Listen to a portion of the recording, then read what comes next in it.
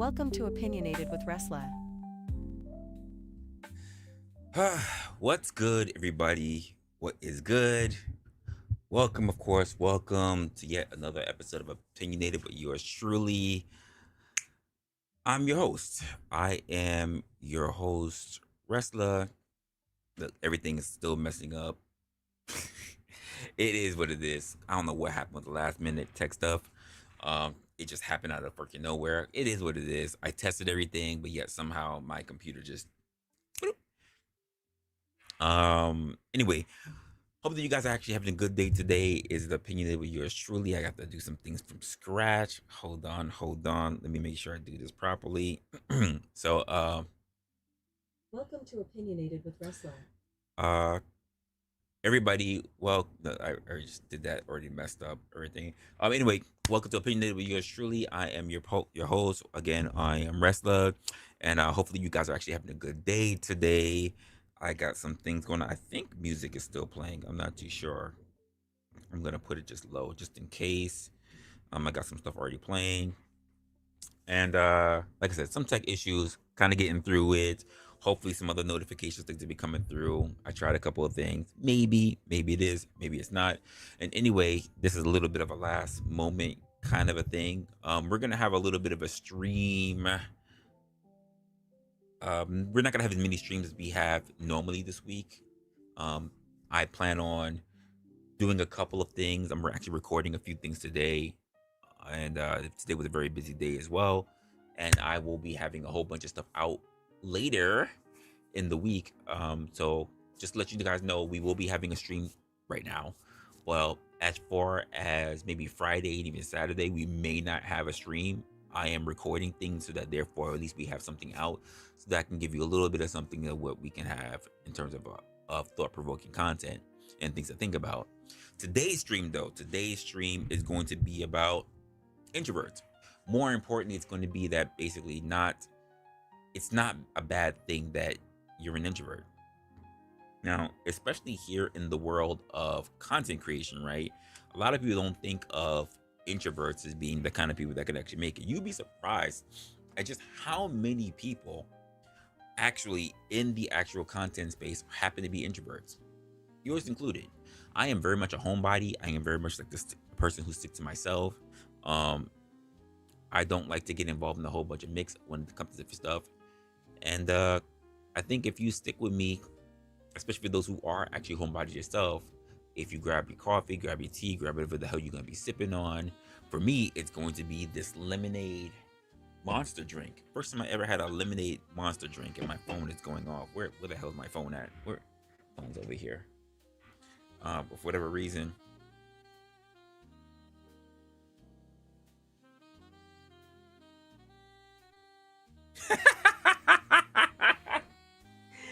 oh, okay. That's funny.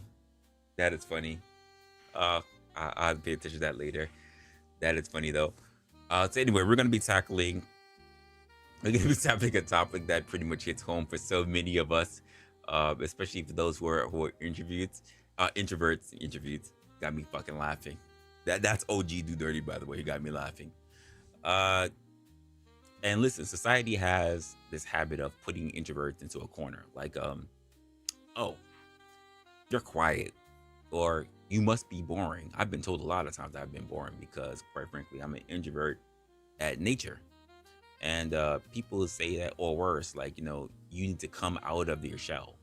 When the truth of the matter is that you'd be surprised how many people of us are actually out there in the world and they're actually just doing our things.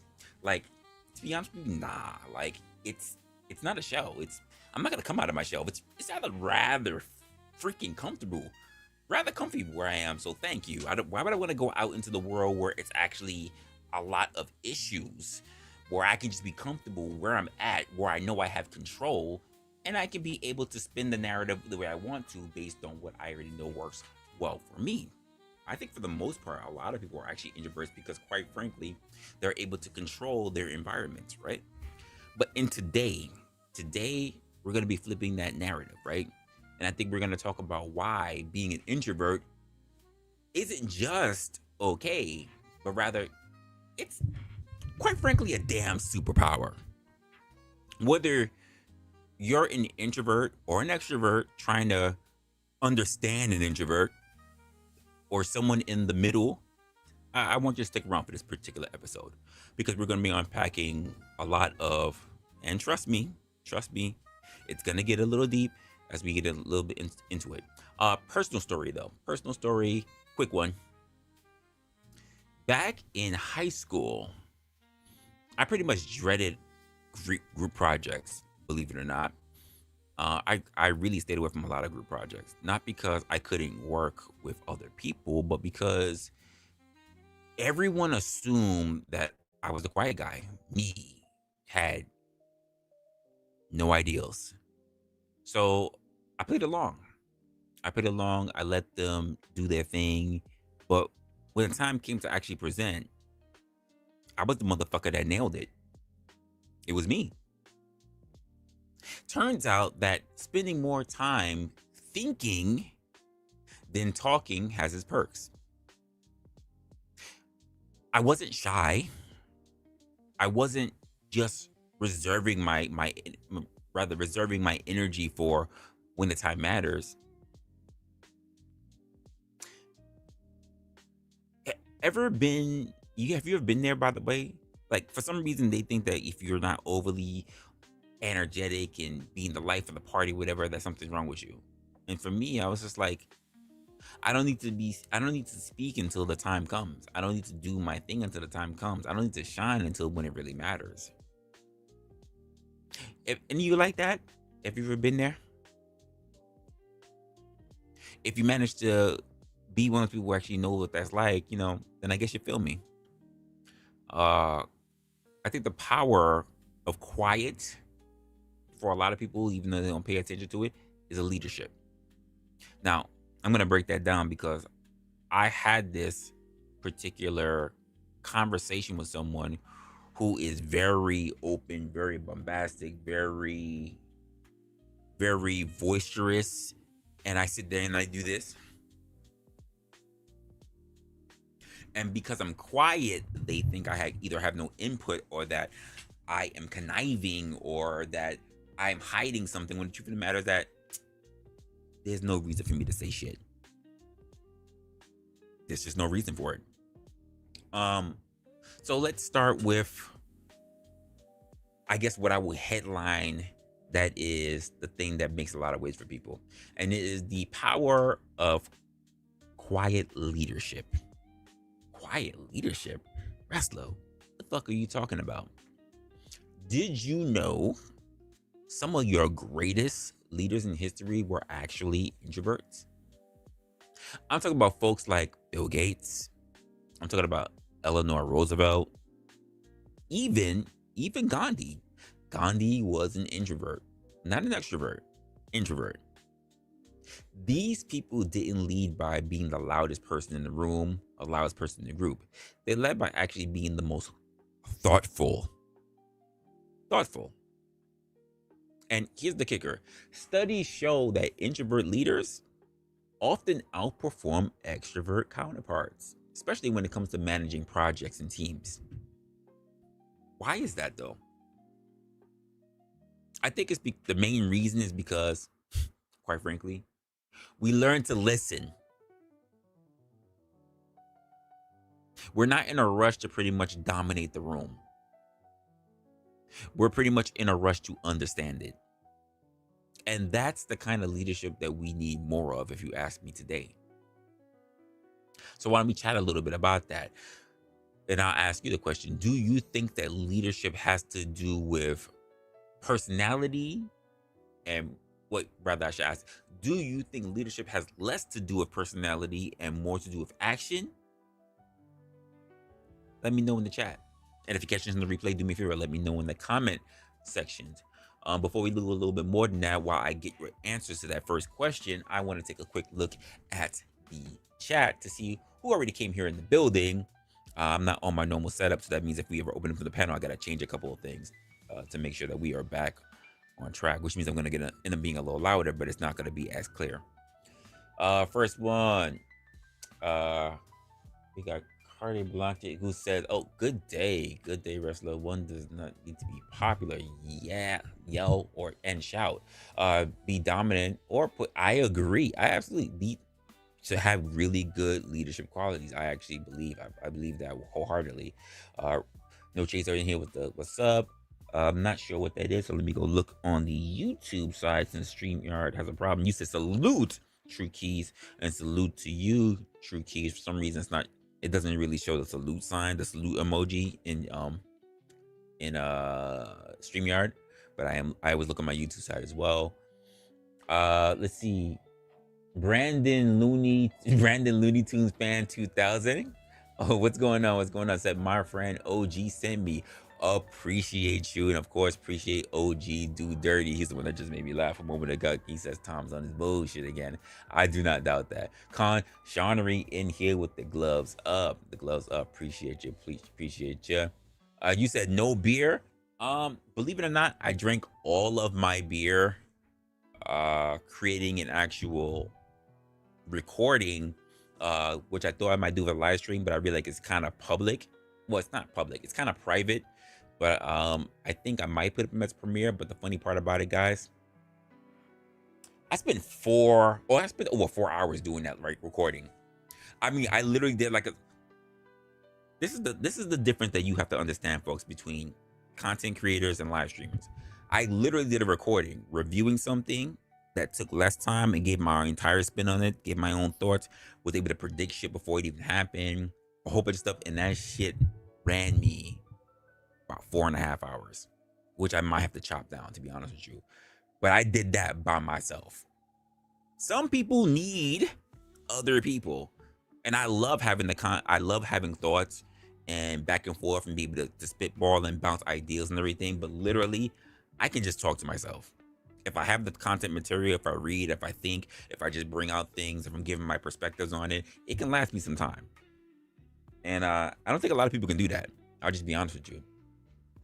No change to say my audio is good. I appreciate it, but I guarantee if I open up the panel, I'm gonna have to change some shit, because that's when you start hearing the echo feedback, because my mixer doesn't do well with echo cancellation. I wish it did, because then I would never have to change a goddamn thing. James Life Talk. He's up in here. He said, I'm an introvert. I know you're an introvert. I absolutely know you're an introvert. Trust me, you have a lot of qualities that I have myself, believe it or not.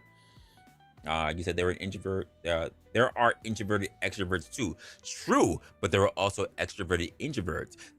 There are plenty of people who can be able to keep one or the others. For instance, I am a natural introvert, but I would be what you considered here, Conshonory, as an introverted extrovert. As in, I am introverted until I need to be, which is typically on panel or in a social setting like work, or in a social group, or if I have to present in a conference or things like that. Then I am extroverted. Then I am open. Then I am pulling people in. I'm making people feel engaged. And the difference between natural extroverts and introverts like myself is that we get very exhausted. I can do all this stuff and I'm laughing and I'm doing, which is why, not for nothing, because you just pointed it out, by the way, Conshonory, no beer. Part of the things that actually open me up and break down some of my barriers that keeps me so conserved is a drink. I can become more boisterous. I can become more loud. I can break down some of those constraints that I have on myself by drinking. And other times I'm tired a lot, so I bring energy drinks to keep that energy up. If you ever noticed, sometimes on my stream, you'll see me drink alcohol and energy drinks at the same time, so I can do both at the same time. Because sometimes if I drink alcohol, while it loosens me up, it's also a downer for me. It actually makes me tired.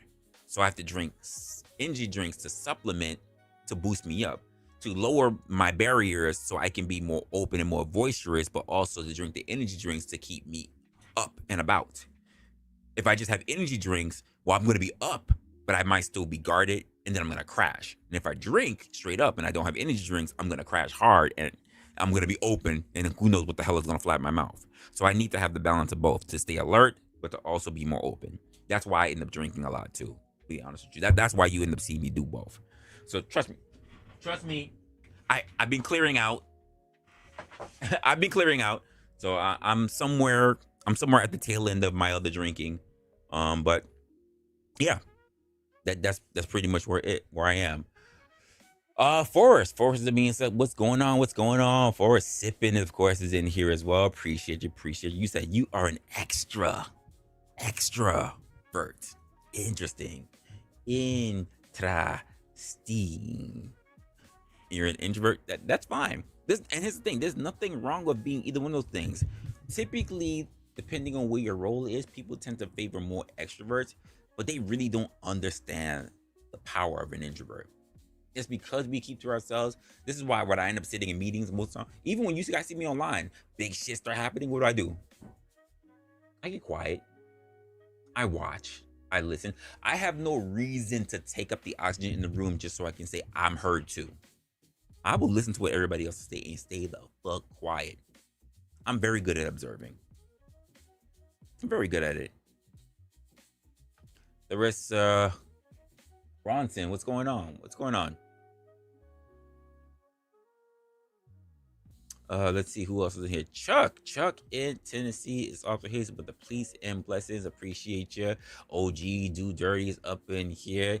Hit that like, says Uncle Tom. Yes, people, if you are here in the building, do me a favor and hit that like. The likes are free. Feel free to support the creator itself. That would be me, especially if you want to support this with an actual subscription. If you are new here, do me a favor, folks. Subscribe to the channel. The channel goal, I probably got to make me one of those gold things so they can sit somewhere around this motherfucker. I don't like things crowding the screen, to be honest. Like, you see a lot of streamers or you see a lot of content creators where they got all this bullshit hanging around the screen. I really don't like it. I like a clean aesthetic, but I probably will have to make something to like kind of notify you guys. I do have a stream goal. I would love to make 1,000 subscribers. Right now we are sitting at 640 something. I would love to have 1,000 subscribers. Just so we can get up in that notoriety, because it opens doors to other places, believe it or not. And it would be good for the channel. It would be good for the channel if we actually expand the actual community. We reach it to a lot of different people. We have a whole lot of new faces. We have a lot of voices in here, and we can talk about so much more, so that we're not just stuck with our fan favorites, whether they are someone that's sitting in the chat or whether there's someone that's actually here on the panel. The more subscribers that we have, the more people who gets more in tune to our program, and more people who are actually going to be more likely to want to join the message. We get to see more fan favorites, and of course we get to have more various opinions. Let's be honest, when we keep it stagnant, we get the same people, and after a while we get to hear the same talking points, we get to hear the same thoughts, or rather non-thoughts, and it becomes dull. And we do not want the platform to become dull, folks. It's already hard enough for me as it is with my own regular life, and to do this, and to find time to try to migrate, to try to funnel people to us.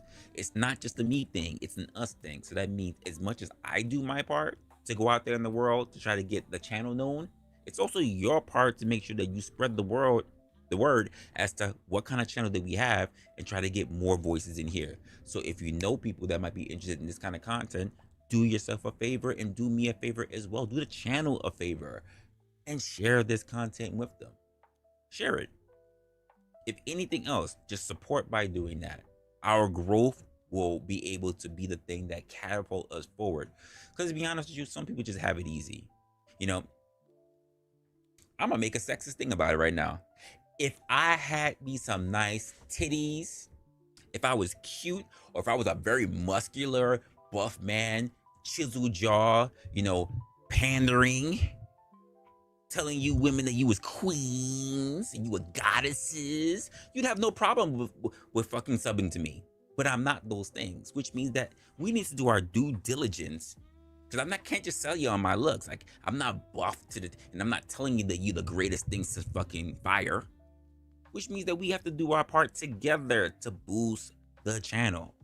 So hopefully that you guys are working just as diligent as I am to help get us out there. Just saying, it's not a me thing, it's an us thing. I can't do this without you. I can't have the channel come up without you. Just like you can't have the channel come up if I don't fucking hang live, if I don't make my voice heard, right?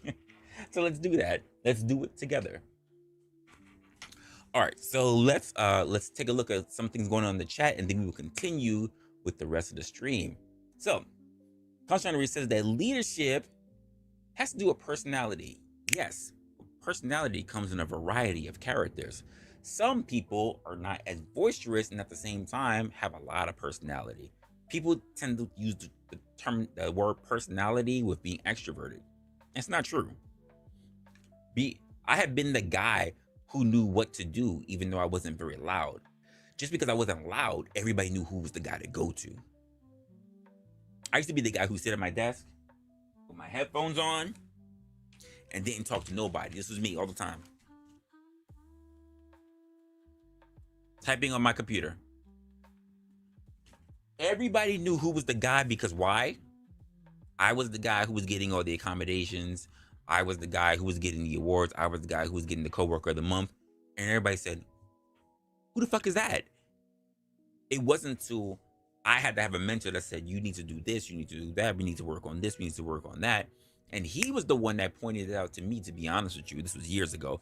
But he was the one that pointed out to me that said that your hard work is not going to be enough to promote you. He was the first one that taught me to get involved with communication because I was blunt. I had no problem speaking, but when I spoke, people's feelings got hurt. And if I didn't speak, I wrote emails and people's feelings got hurt. I had to learn to have more flowery language, to learn to speak. I had to learn to understand who my audience was. And I'm still learning that, by the way. I understand that when I do this particular content for you guys as well, not everyone understands what I'm doing. Not everyone understands why I'm doing it the way that I'm doing it. I understand that I am literally pulling teeth. I'm in an uphill battle with what I'm doing. But I know it's going to work. I have faith that it's going to work. And at the same time, I understand that when I speak the way that I do, there are people who are going to understand it right off the bat, and there are people it's going to take time to understand it. And the reason why I stick to the program that I do, not because I have to remind myself, there are words that I use that I have to realize that I can't use those words, not everybody understands it. And at the same time, there are words that I use that I know that people don't understand it, but they need to learn it. Because there are normal words, believe it or not. But for some reason, because of the way how the education system has been, there are normal words that are no longer being used anymore. And that's crazy. We are dumbing ourselves down. And it's a damn shame. Our future is being lost to education. But anyway, that's a whole other thing all to itself. Let's go a little bit back into this whole subject. So we are talking about introverts. I had to remember because I was putting up a whole bunch of subjects for scripts. Social media fatigue. It hits a lot of introverts hard. So we're going into my realm, into your realm. It hits a lot of people in a lot of ways that, unless you are a person who goes up on panels, or you are a consistent moderator, or you are an influencer, or you are a content creator, you really don't have an idea. Most people subscribe to a channel, hit the notification button, get a notification when someone goes live, hops in the channel, says hi, woo bang with people, and that's about it. Then there's the upgrade from that. They are constant supporters. Maybe they support with money. Maybe they support by effort. Maybe they get other people to calm down. And eventually they become this thing. They become this thing like this guy.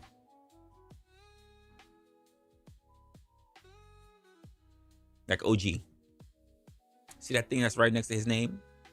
It's called a wrench. Your name changes a different color and you're a wrench. Which means that it's not a prestige only. You're not special because your name changes. That's not the way that happens. That's not the reason why you get the wrench. People like Uncle Tom, being an asshole, by the way, but has a wrench next to him. People like Kai Custom Designs having a wrench by the name. People like Marcus Wrench by the name. And there are many other people who also have wrenches, by the way, besides Nightbot. Nightbot doesn't count. Me and Nightbot has a love-hate relationship. And keep in mind, folks, I'm always looking for new people to be able to garner wrenches. See, the issue that we have, and part of the social thing that we are conditioning with is that, or the social pressure, let me just say, is that when it comes to social fatigue and the thing that it hits introverts, especially someone like myself, extroverts will do this thing. They will give our wrenches to everyone. Extroverts will say, you get a wrench, you get a wrench, you get a wrench, and you get a wrench. And because even for a grift, for money, for whatever, for just being up to for sale and no principles, whatever to their life, you know what also happens? People end up giving up and getting wrenches through this. They end up getting a wrench because they pledged this. Sorry, folks. When it comes to someone like me who has principles, this cannot earn you a wrench. You've probably been in some spaces where you spent enough money and people have given it to you because they feel like you paid for it. Having a wrench is a responsibility. And most people who get that wrench by that name, I'll just be honest with you, based on channels that I've looked at, do not understand that responsibility. And here's the funny part about that, though. When it comes to someone like me, because some people say, you're stingy. Why are you not giving out wrenches? And I go, because those people can make or break my channel. Because part of the problem that we have with a lot of people who have wrenches in other people's channels is that they think by just supporting, by being there, by engaging and having the rules that they have at other people's channels, that they can take those same behaviors, those same rules, and bring it no matter where they are. Now, there's a difference between your principles, your innate principles that might fit in a particular person's platform, versus you being able to acquiesce to the rules that happen on someone else's platform. There's a difference. If it just so happens that your behavior coincides with a particular creator, that's fine. But to believe that wherever you go, the rules stay the same for every creator, that's wrong. And keep in mind, even as me as a creator, I go above and beyond for my wrenches. And what do I mean by that? I do so much work behind the scenes that my wrenches, my freaking mods, really don't have to do a whole lot of work. I really don't require my mods to drop links for several reasons. Number one, I'm not big enough of a content creator where I can say I need to keep dropping links everywhere. That's number one. Number two, I have things like Nightbot. I would wholeheartedly rather time in areas to be able to place in links just so my mods can do a much harder job. And you know what that harder job is? Focusing on the chat. When you're with me, your main job as a mod is not dropping fucking links. Your job is to interact with the chat. It's to make sure that everything is copacetic in the chat. It's to answer questions. It's to remind people that they should be able to spread the word about the channel, that they need to be nice with each other. And if case really has to come down to it, lay down the fucking law.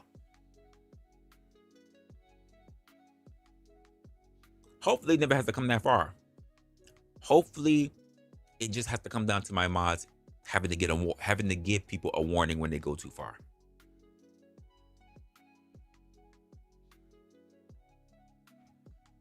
Now, there are some people who are really good at being mods. Some people who are practiced, I should say, at being mods. One person who I can tell you who is very practiced at being mods is here in the chat right now.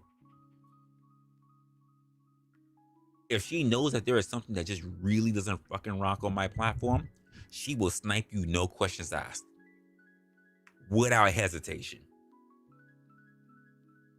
You know who also is a really good person who's good at being a mod, who's also in here? Lauren. And I've been debating. Lauren, I've been debating if I want to give you a wrench. I know that you are a very busy woman. I wouldn't want to put that pressure on you. I know you're very busy as it is. So I kind of want to give you a little bit of a break. I know you're a very busy woman.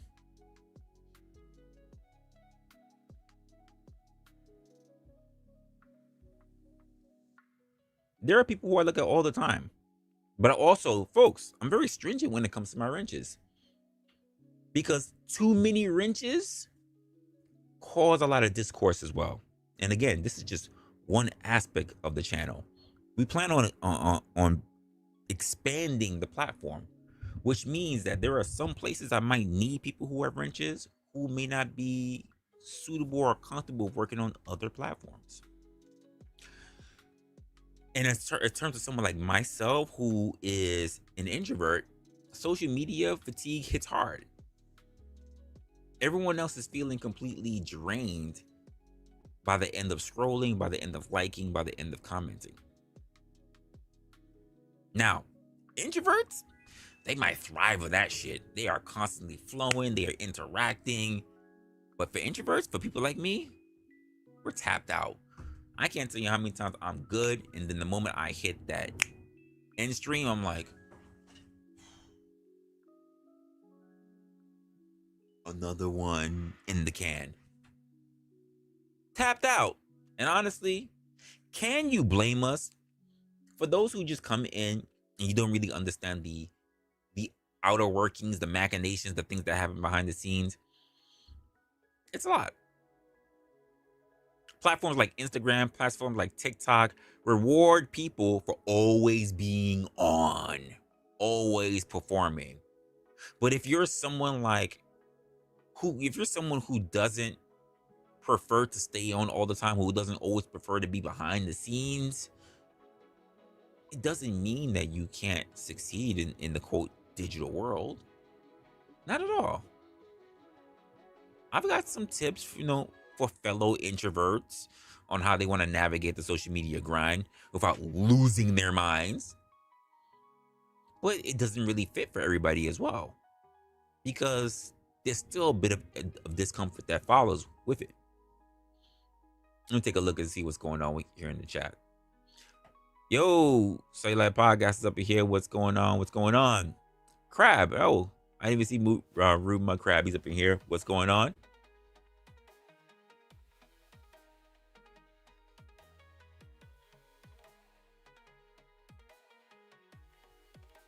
I get that. I absolutely get that. So for instance, here's something that for a lot of you guys who know me in other spaces, I've had people come to me in the back end, even in like Discord servers or private conversations even after, and they said, you know what, Resla, there are people who say that they miss you in other streams. And I go, miss me how? Oh, we don't see you on this person's channel anymore. And I'm like, okay, I mean, I'm there. I go onto the chat, They go, no, but we don't see you on the panel. And I'm like, so am I supposed to give up everything I have to be on someone's panel? What about my own channel? Am I not supposed to boost up my own channel and just commit to someone else's channel? No, we're not saying that. We're just saying we miss you. And then I have to kindly remind them, what do you do when you go to sleep? I go to sleep. Cool. When you wake up in the morning, prior to you start scavenging the YouTube landscape as to who's on, what do? I go to work. I go, so do I. I do that too. I don't get paid by YouTube. I'm not a full-time content creator. Guess what? You and I got something in common. We both work for a living.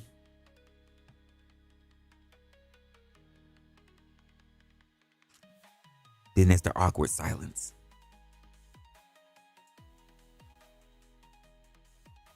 People have a very different idea of what a person who's on YouTube does.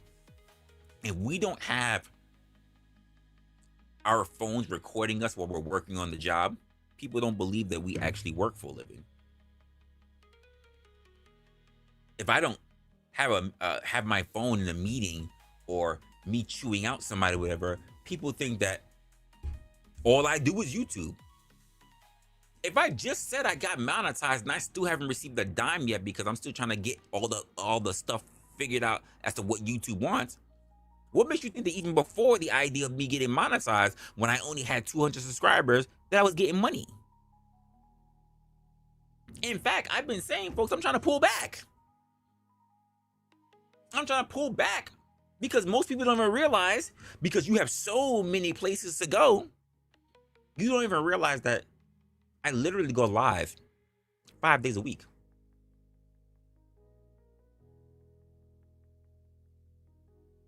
I used to go 5 days a week. Mondays, Wednesdays, Thursday or Fridays, Saturdays. And then I also had the drop-by discussions with OG Do Dirty. 5 streams a week.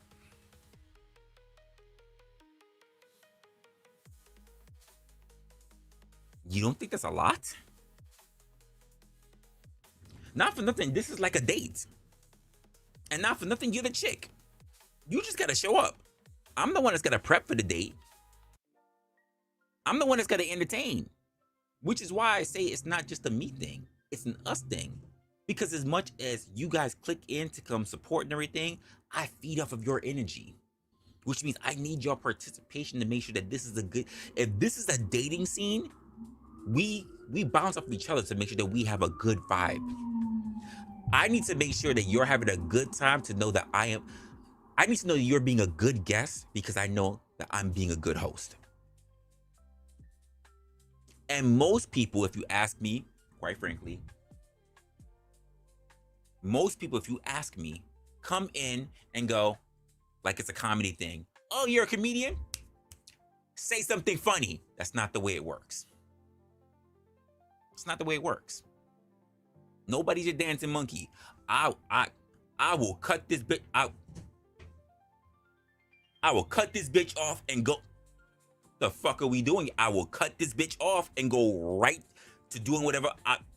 Don't you dare try that shit with me. I will say goodnight instantly. I don't get paid.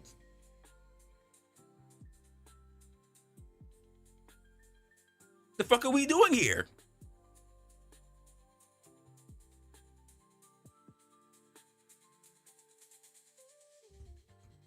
Well, what are we doing here?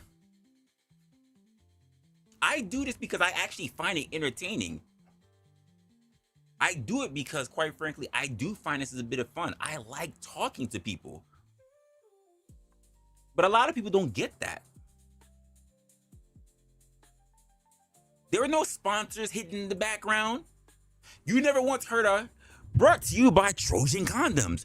There's no one. It's more like brought to you by Who Gives a Damn. Because no one else is paying up.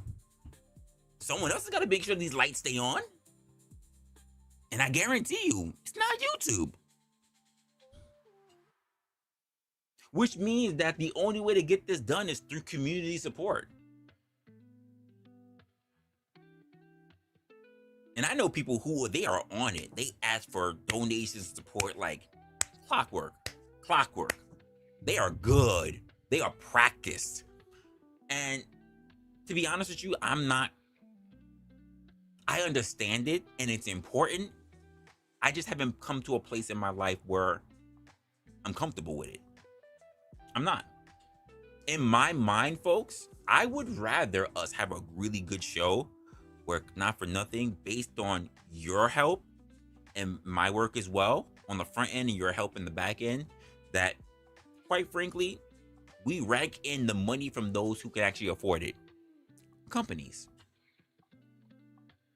who are willing to support based on the message that we build together. But you know what also gets hard to have that done?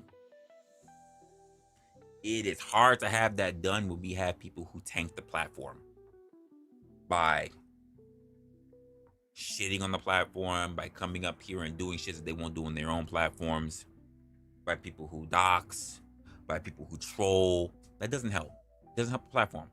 In fact, if I said I wanted new people, think about it this way. Let's just say somehow I went to someone else's platform and just so happened that they had tens of thousands, maybe even 100,000 subscribers. I got lucky in some random lottery and I wound up on their platform and I want to talk to them. And they said, yo, you're pretty good. Yo, what, are you a content creator? Yeah, I'm a content creator. And then they go take a look at my work or the previous lives and shit that we did. They have, they have a crew. They got a fucking assistant or whatever who takes a look at it and they go, you don't want to be there. You don't want to go to his channel. You know why? Because there are people, whether in the chat or whether people who are on the panel, who just want to do fuck shit. And that's not a part of what they want. And the truth of the matter is that I don't want fuck shit. So now there's an opportunity that just got wasted for the both of us. For the both of us. How do I fight that? I can't get mad at them for wanting to protect what they have. And the question becomes, are you trying to protect fuck shit? Because you have plenty of places that you can go for that. Does every place that you need to go to need to be based on fuck shit? And I need you to just be honest with yourself and just say it out loud. Say it loud. I like fuck shit and I'm proud.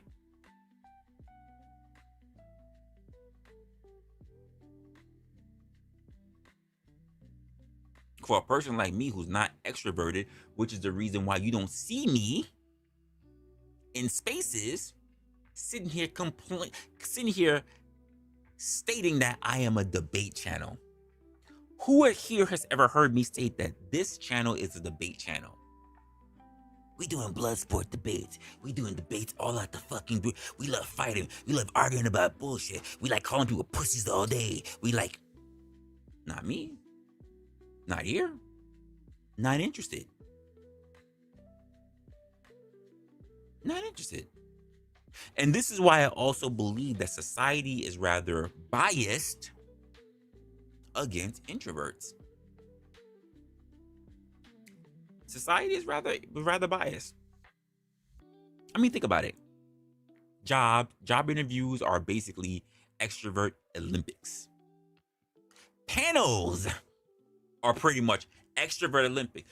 Oh, Resla, you know who's on right now? And I'm sitting there going, who's on right now? Oh, this person's over here and they talking a whole bunch of shit and it would be great if you popped up. Why would I want to do that? That just sounds exhausting. You know what they over here doing? They over here talking shit about black people and slavery and whatever. That sounds fucking exhausting. What makes you think I'd be interested in that? Well, you're black. I don't give a fuck. I'm not here to represent black people. I'm not here to save black people. I have a problem saving myself. You think I need to save a whole collective? Let somebody else take care of that. Let someone who got the energy to do that shit. I don't. I really don't. Respect to those people who want to do it. I'm not one of them. There's always somebody out there who thinks that they are a rebel. I'm not a rebel. I'm a strategist. There's a difference. I'm not a rebel. Rebels need action. Rebels always need something to fight. I'm a strategist. I'm always thinking about where things need to be plotted. Napoleon said it himself, folks. Amateurs talk about tactics. Professionals talk about logistics.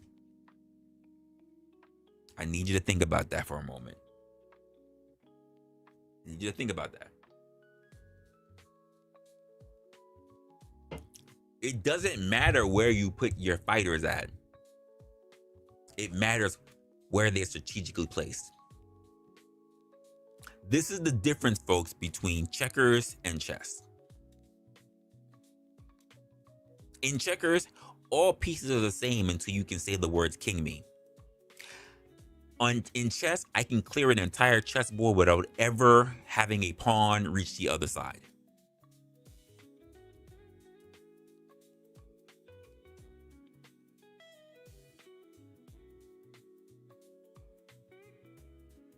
Most people in checkers try to get to the other side so that they can turn around and say, king me, so they can have a better advantage. Some of the best players I've ever seen in the world sacrifice what they consider to be their strongest piece and can still win the game.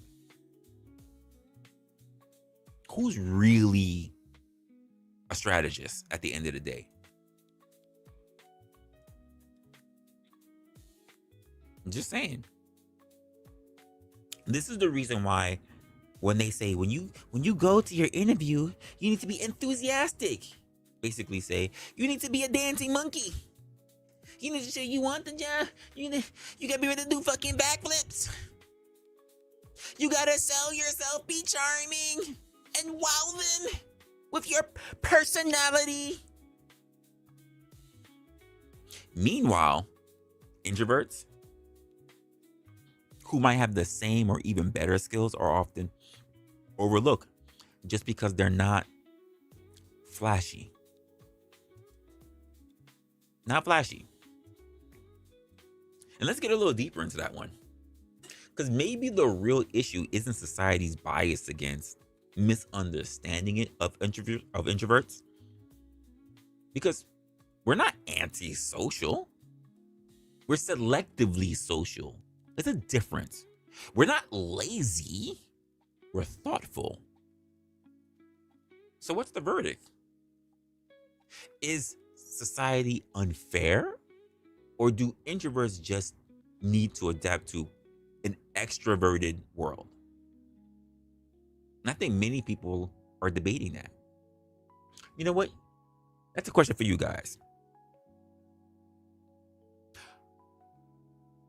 Do introverts just pretty much need to adapt to an extroverted world, or should the extroverted world need to understand the qualities of introverted people? No one knows Elon Musk to be introverted. He's very extroverted, but everybody knows Bill Gates to be introverted. Two very successful men, regardless of how you look at it.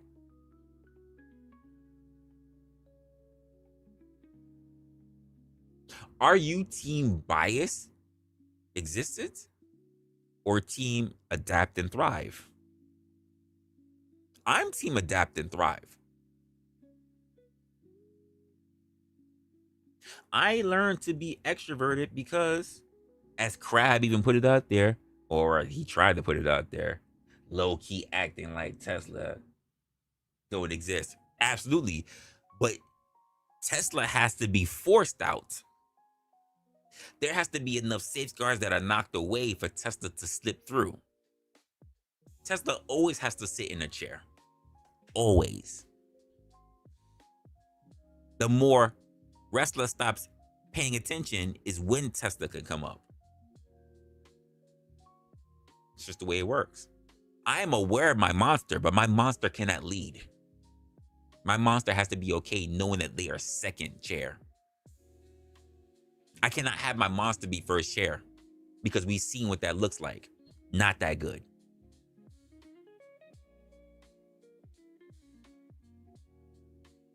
It doesn't turn out that well. Belligerence doesn't help anyone. Never has. I've never seen anyone who just acts strictly on belligerence and get far. I've never seen anyone who has no form of decorum make it. I've never seen anyone who has zero class make it.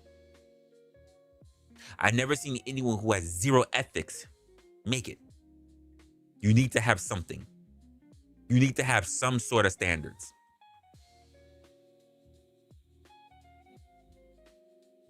And a lot of people like to believe that if they have no standards, if they believe that everybody should just bow to them and they should bow to no one, you're fucking yourself. Not gonna lie. You are absolutely fucking yourself. Royally. Being an introvert isn't just about avoiding the parties or the small talk. It's not. It's about knowing how and when to recharge. I get into social settings and everybody's loud and everything. You know what I do? After I take it in small bunches, I see people, I hang out, I say yes, hey, cool, everything going on, and then I have to go into a corner somewhere. I find a room, or I find a balcony or whatever, or I go outside where the people are smoking, but I don't smoke, and I just recharge. I sit on the stoop. I stand at the corner. I pretend like I'm doing something on my phone. I don't even play games on my phone, folks. No Candy Crush, no nothing. I don't even play games on my phone. And I just need to fucking relax. I need to recharge.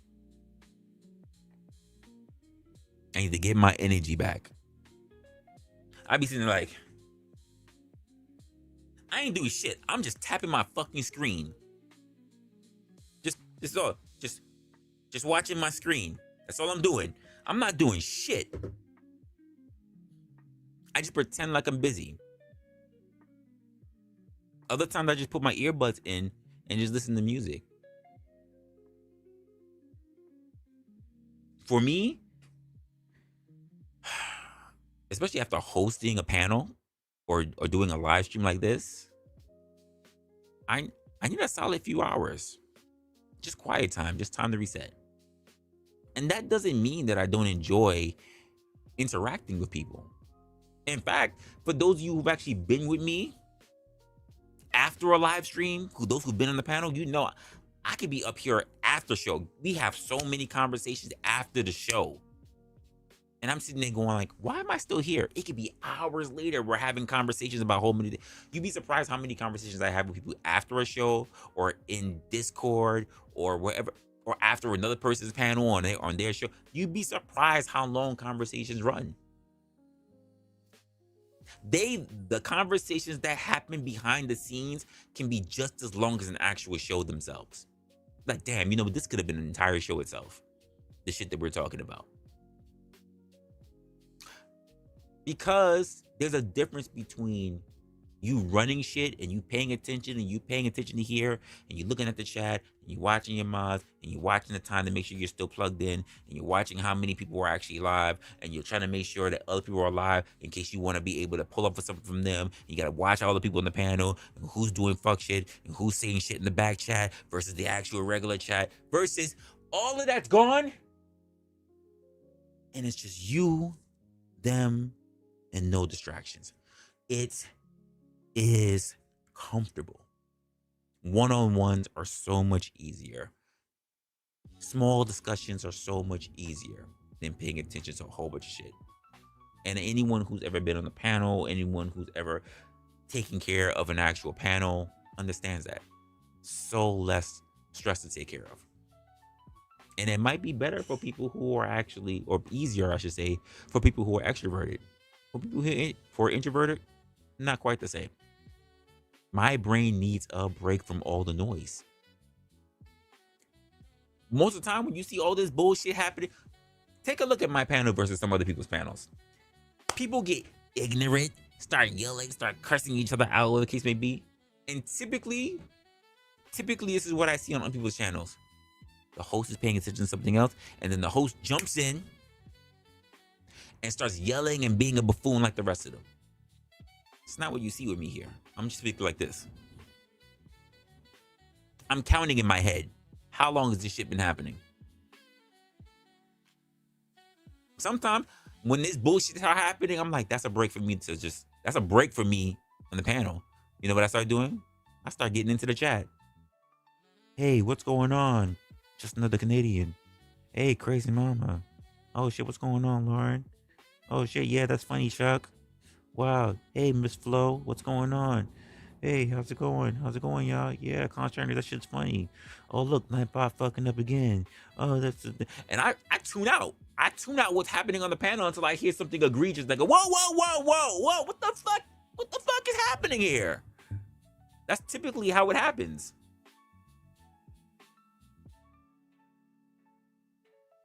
Something will be said on the panel that snaps me out of it because I'm like, what? Why are you saying that? That's crazy. Don't do that shit here. And it's hard to take care of two things at once. But I do it. I do the best that I can. And I know that there's many people who can relate to that. Here's what I learned. Introverts themselves excel at forming deep connections. Many people love having conversations with introverts because we can go really deep in conversations. We're not about that surface level chatter bullshit. We really try to get into real deep debates, real topical shit. And that's why introverts, I believe, often make the best friends, the best partners. I think they often make the best employees. So if you're an introvert, to be honest with you, I think you should own it. Now maybe you take it deep, Lauren. And for some of these guys that you probably would, they never be too deep. Anyway, you should stop apologizing pretty much for needing your space.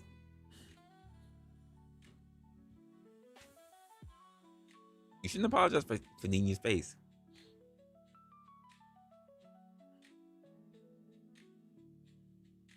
And I think as an introvert, you should need to recognize that you have strength.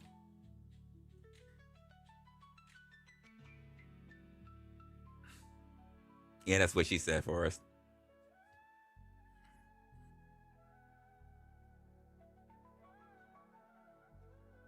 But not for nothing. I'll hear it from you guys.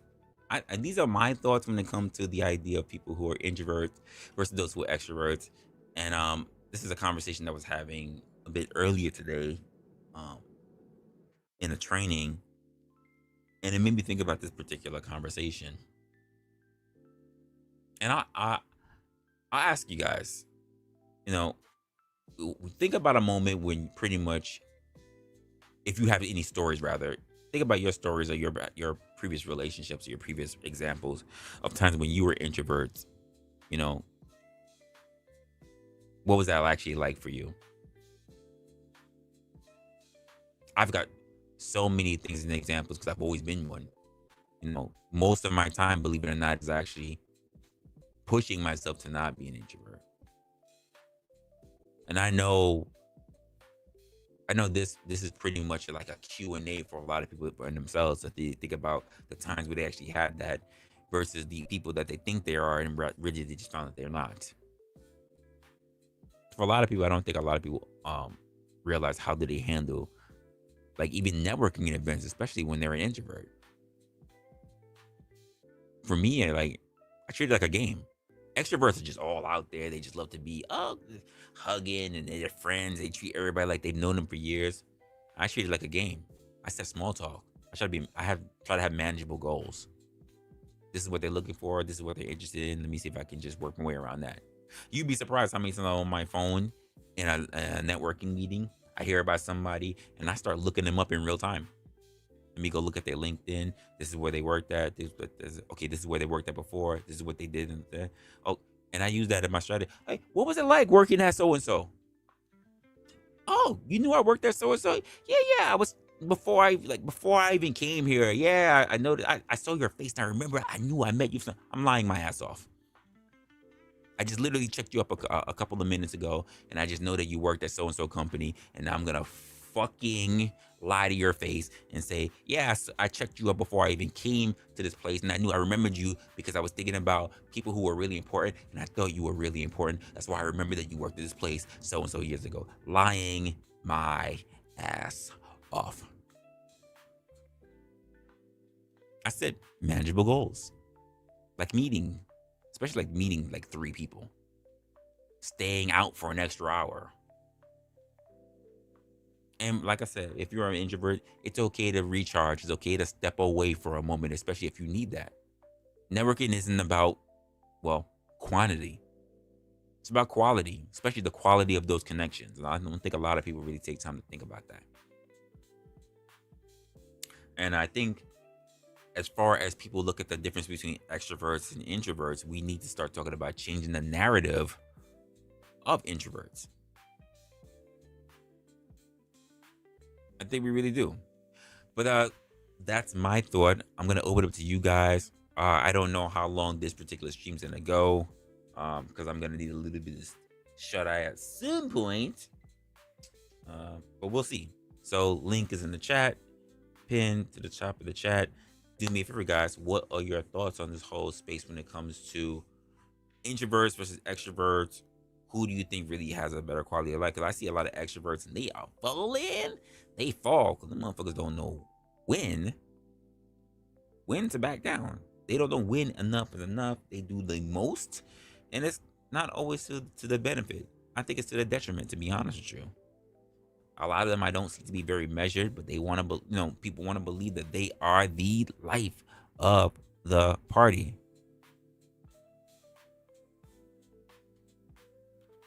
And they're the life of the party. And I feel bad. I feel bad for them. Because I don't think they always have it right.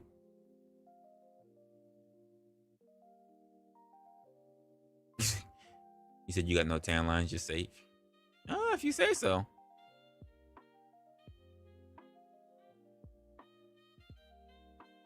Let's see. Let's go up to the top. Where we were. Ron was up here. What's going on? What's going on, Ron? Of course, I've seen Crazy Mama up in here. I got a bunch of stuff going on in my freaking Discord right now. Agent Smith is up in here. What's going on? You said other spaces? No, that is not what I meant. Nope. I got enough problem with this just universe by itself. Yep, it can consume you. Oh shit. Hold, give me one moment, Jake. God damn it, I forgot to change my audio settings just that quick. Alright, we're good. Yes, YouTube can consume you, but only if you allow it. This is why I meet people who turn around and say, "Did you know that someone so did this?" And I go, "No." Well, did you hear that happened? I'm going, "No." Oh, did you hear what happened to this person? I'm too busy with my own creation. I say no, but at the same time, I'm looking at that person and just going, "Don't you got a life? Don't you got a life? No disrespect. Don't you got a life? Damn. What's happening here?" What are your thoughts? Some of the people on here don't have a life, it seems like. Well, I'm assuming that you must not have a job or you work from home. You got OnlyFans or something. I imagine you got a lot of free time on your hands. I cannot follow 11 creators and know what happens on all their platforms. I can't. I didn't have time to watch all that shit. And I'm because I got too much to do for my own channel. That's why I'm focused at. But what's going on? Hello. Hey. OG Duty led me here. I appreciate you for showing up. I subscribed to your channel, by the way. I appreciate that. What are your thoughts on the conversation? I'm new. I've never been on this panel before. Okay. I do have a channel, by the way. Okay, what's your channel? Brandon Looney Tunes Fan 2000. Okay, and what exactly do you discuss on your channel? Mainly about the favorite Looney Tunes character. Okay. I love Looney Tunes, by the way. So yes. Do you even have a favorite? Bugs Bunny. That's not even fair to even say that. You can't say Elmer Looney Tunes. Fudd. You can't say Elmer Fudd. You can't say but you can't say all the OGs. Mention somebody different. Really? Like, yep. How? Yep. And does Resla have a favorite? No, I really don't. They've all been there throughout my entire life. I don't have a favorite. Yeah, they've all been there. That's my point. And many people say I have the best. I was on Dudody's stream the whole entire stream.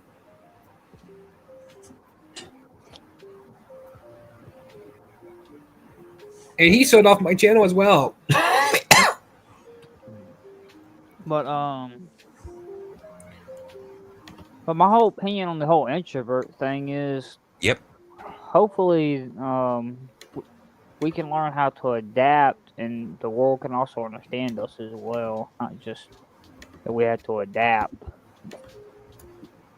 I think that more people need to be open when it comes to introverts. To be honest with you, Yeah. unfortunately, that's not the way the world likes to do it. Like, and I think part of the problem is that we just like loud people, which is And I already a do. bad thing. And Dude Dirty loves my. I mainly still have Looney Tunes cartoons on my channel.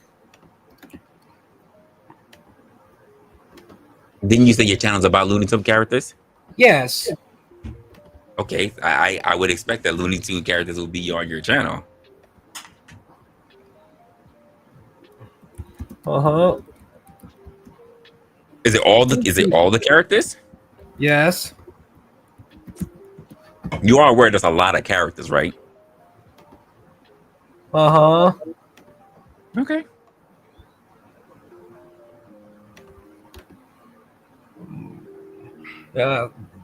OG Dude Dirty sent me here. I got you, Playboy. You told me. And did you even look at my channel? Not yet. And my channel is G-rated, by the way. So it's kid friendly. Yeah, but what's the first Looney Tunes episode? Sinking in the bathtub. This is not a knock because I'm assuming your name's Brandon, right? Yes. All of us. But are you on the spectrum? Because you sound like you might be on the spectrum. I'm on the spectrum myself. I'm on a Spectrum cable. No. Like the autistic spectrum. I'm autistic myself, so it's not a knock. I'm autism. I've been autism my whole life. Okay. I was just wondering because it sounded like you was. I was coughing because a couple weeks ago I was sick and I nearly throw up.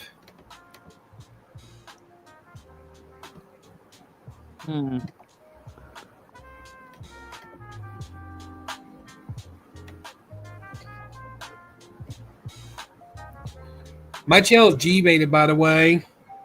Yeah. You said that. Mick Smith blocks people for cussing.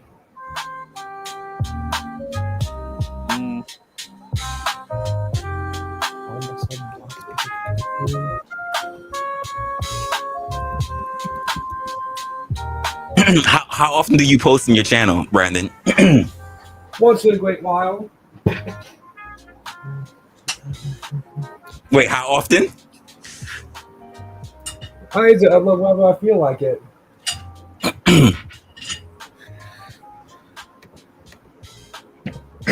Well, what if you came to my channel for a stream, Resla? I say what? What if you came to my channel for a stream? I don't know. I don't think about that. I'm pretty busy with real life myself. And I did subscribe to your channel. Okay.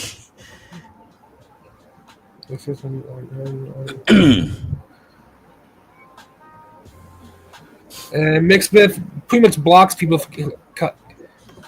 If you have a G channel, if you have a G channel, you can't really be cussing. Yeah. Yes, he blocks people for doing that.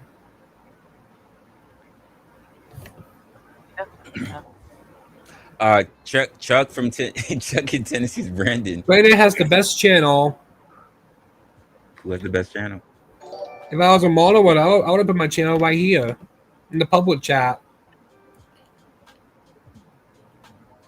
Yeah, I only leave that to mods. So, you want to answer Chuck in Tennessee's question? He says, "Who has the best channel?" It's me. That's what Mick Smith said.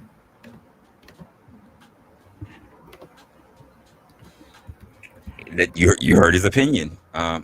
He said he has the best channel. A lot of people say I have the best channel.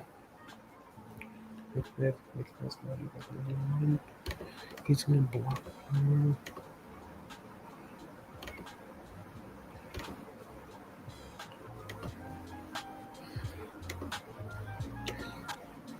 Yeah. I do go on Manchester channels somewhat often. Who? Mad Chat Sports Tavern. No idea who that is. I usually go there most of the day. Hey, Chuck. Hey, Brandon, just to let you know, this channel is not G-rated. The conversation can get pretty wonky at times. I was on OG Dudo's stream the whole time. His channel is also not G-rated. I mainly saw Looney Tunes. Excuse me. I know you don't like cussing and stuff. That happens over here quite a bit. That will for sure happen over here. Mm-hmm. And there's my channel right there. I can't wait to get these hours up for my channel. This pretty much. I got like 912 now. public watch hours on my channel. I really need to get my hours up. I was trying to help you, Resla. I'm sorry. No, it's not. The chat is the W. The chat has a W. Okay. I understand. Chat has a W. I think we need Caucasian Sasquatch up here. Sasquatch, that's a call for you. Wow. But he lost his voice, so I don't know if he can talk or not. Thank God. Oh, gotcha. And I was the keyhole at Mad Chat Sports Tavern a few times. I don't even know. I don't even know who that is. I have no clue. That Nope. The Not internet a is clue. very People big. on panels. The internet is very big. We don't all know each other. The internet Yeah, is we big don't as the world. we don't all know each other at all. Like I You ever seen The Purge, Brandon? No. I wouldn't suggest it for you. It is bad. If I had a monorail words, I would put my. Not The Purge. Yeah, not The Purge. That would be a really bad. Oh my movie to goodness, watch. not The Purge. Yeah, but it's so enlightening at times. Depends on your definition of enlightenment. I can find no sense in that. Seeker, why would I do that? Did you not just hear me earlier about how I feel about Rangers? And did you even look at my channel yet? It's posted in the link. And who's that person with the donkey on the avatar? It's Chuck. Chuck. You remember Chuck? I met Chuck. I met you on Gen X Jeff's channel. Yes. Okay, this makes more sense. I met James' channel. I met James before. You met James before? Okay. When? He said when? When did we meet before? No offense, but I've been on a lot of panels. There you go. You might recognize that avatar better.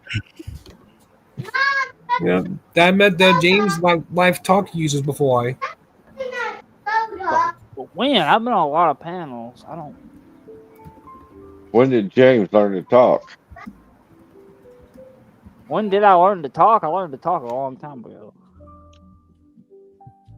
Let's help this out. Who's your favorite Looney Tunes character? I don't know what you're talking about, Alex. I have no idea what you're talking about. No clue what you're talking about. Who's your favorite Looney Tune character? Let's get this over with. Wile E. Coyote and Roadrunner. Okay.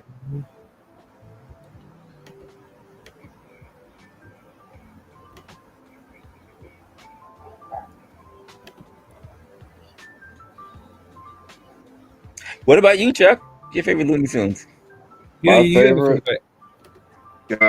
I would have to say the dog on can't remember his name. Barnyard Dog from Foghorn Leghorn? Yes. Or Foghorn. I love Foghorn. He's a big chicken like me.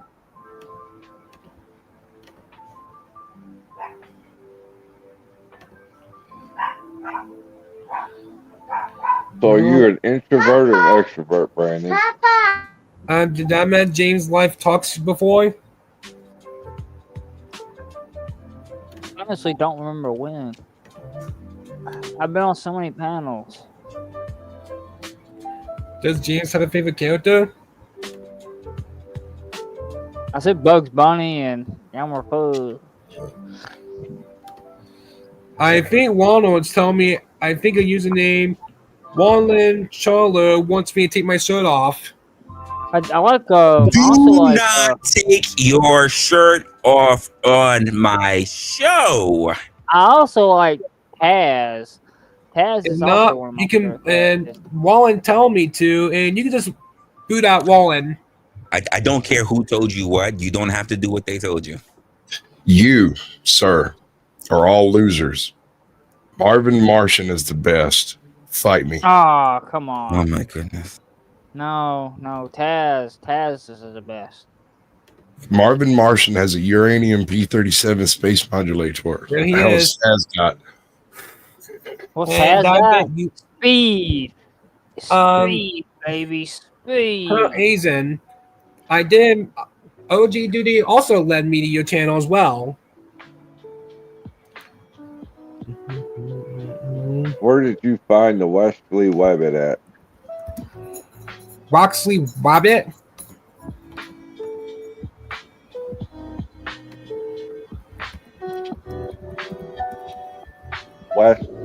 Wesley Webbit.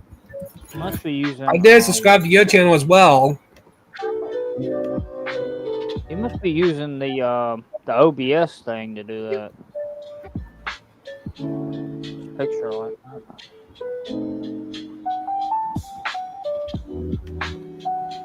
Hey, Well, Resla. I thought Sasquatch would help. I'm just observing the chaos. I mean, he like I said, he's just dragging me right arm. I know. I found out how it happened. By the way, Did Hazen look at my channel yet?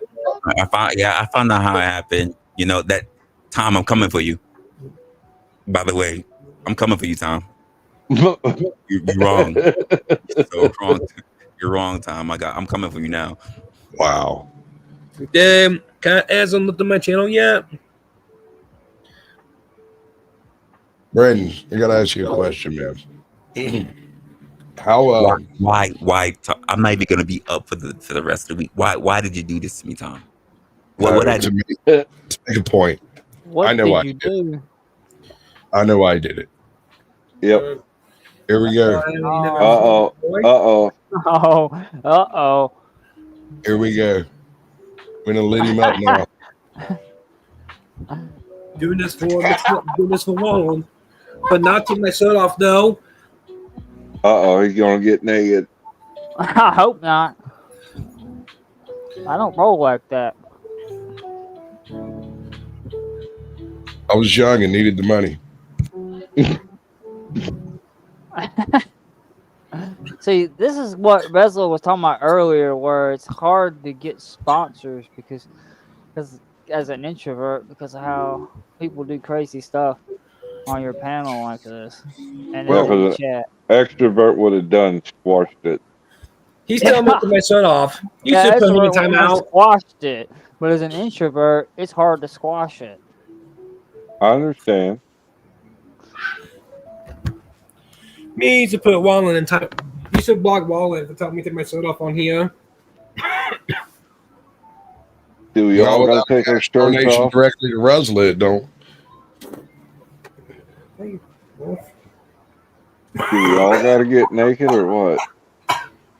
No. Wait, were we supposed to be wearing clothes? Wait a minute. First one naked. Oh. I'm ending this stream ASAP. I'll be right back. There will be there will be no warnings. Everything has a price. No, there's no price. I'll end this bitch. I'll let you guys know. I won't be on for the rest of the week. You'll be scarred for life. Yeah. He's talking See, about some that's another thing PTSD, about bro. introverts. You have to take a long break. I think you do. I will not be on for the rest of the week.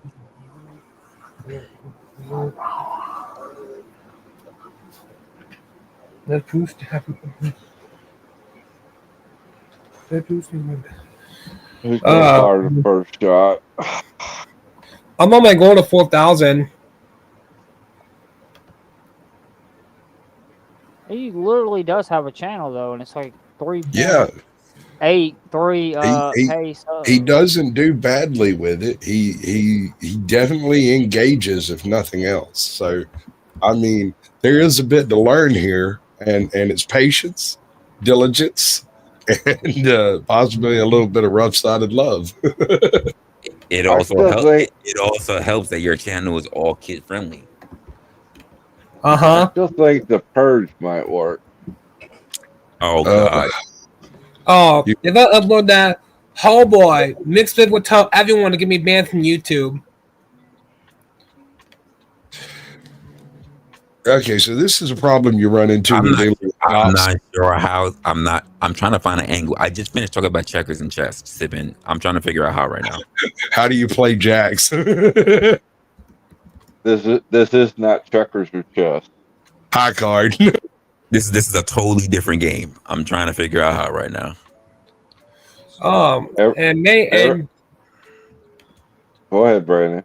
and did Cloud Agent looked at my channel yet? Yep, already subscribed. I'm pretty Okay. sure Yeah, everyone looked except maybe Resla up here is already subscribed. I was talking Maybe to James, Cloud Agent and see if he subscribed to my channel yet. I am. I ran into you on Flow State's panel late one night. No idea what you were doing up, but there you were. So we talked. And what about Resla? Well, that's Resla's choice. He gets to choose whether or not he wants to subscribe to someone's channel. He might be too busy to put up with all the shenanigans out here on the internet. He might be too busy putting up with all the shenanigans. That's true. Yeah, you're a pretty good user, Resla. I like using User. people. It's nice. He's a user? Oh shit. You sound not a bad user. I met Chuck on Gen X Jeff's channel. Yep, quite the Where did you meet experience. me though?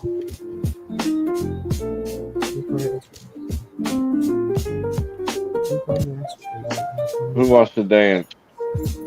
Hey, Brandon, where'd you meet me at? What? Where'd you meet me at? I officially hate you right now. At Cool's Valley from It was Cool's you. Valley. You did Let me it. hear. Is, I'm the is white this man. the guy?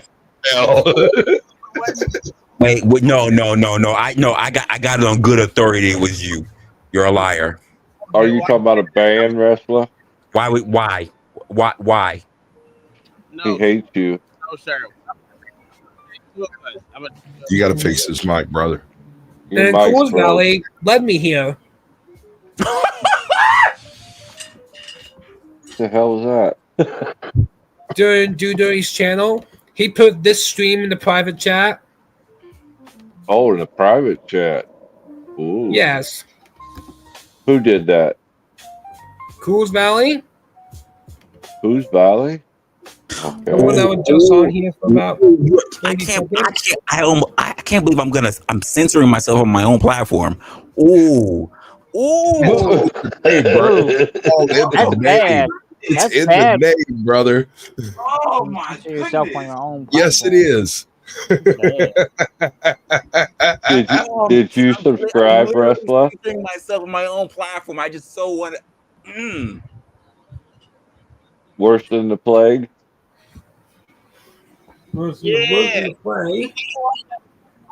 Brandon, did you ask Russell if he subscribed yet? That's all I want to know. I hear this bullshit. He He's was having asking if connection. he subscribed to my channel yet. This bullshit. He's having connection issues.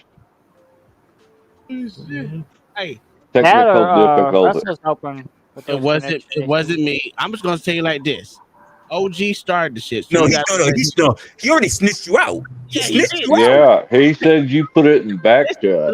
Listen, I understand that. I was told and you got snitched out. I agree. I did. Oh, Oh shit. But OG started it first by trying to send him to my So you have a good day, my- sir. Oh Love you. my god. Is it possible to love and hate a man at the same time? Yes, it is. It really is. I loathe him right now. What? Kai.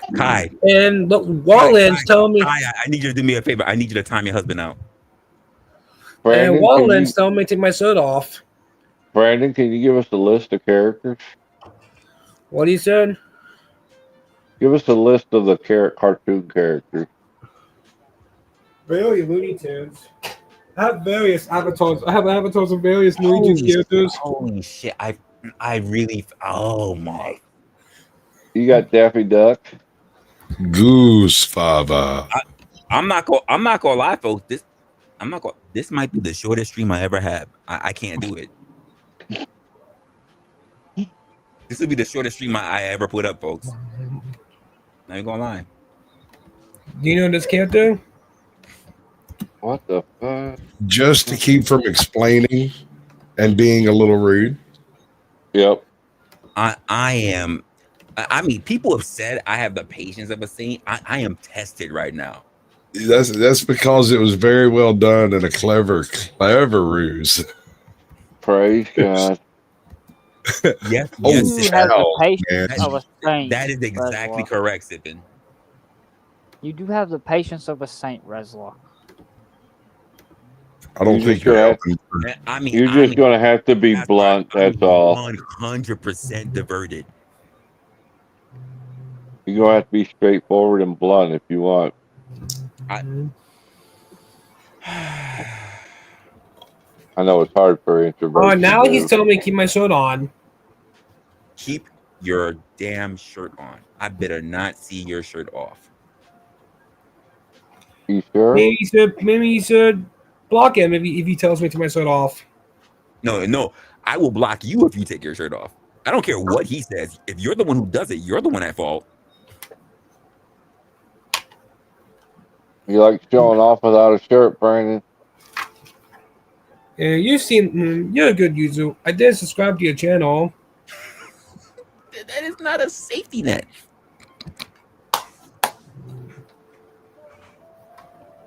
Sasquatch, put your clothes back on.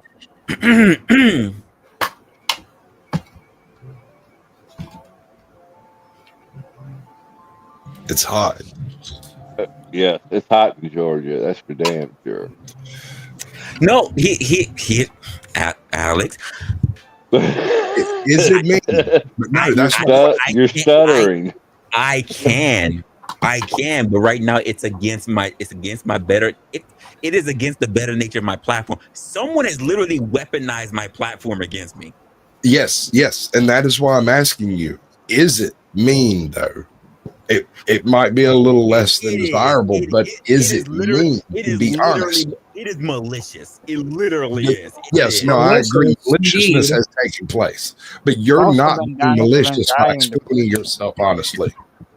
as well. I think GS is running right now. You know that gets you booted off a place to be. I know, but I was just trying to give him an out for maybe another diversion. Oh, there's no way. Never mind. I won't say too much. Hold on, I got an idea. Let me work on this one. Chuck, you're a genius. Uh-huh. They might I'm say only I'm going a to dumb 4,000 by the hick, but way. No, I do know a little bit. Listen, Con, you're right. He is. Unfortunately, he's not here right now. I literally just got this used against me.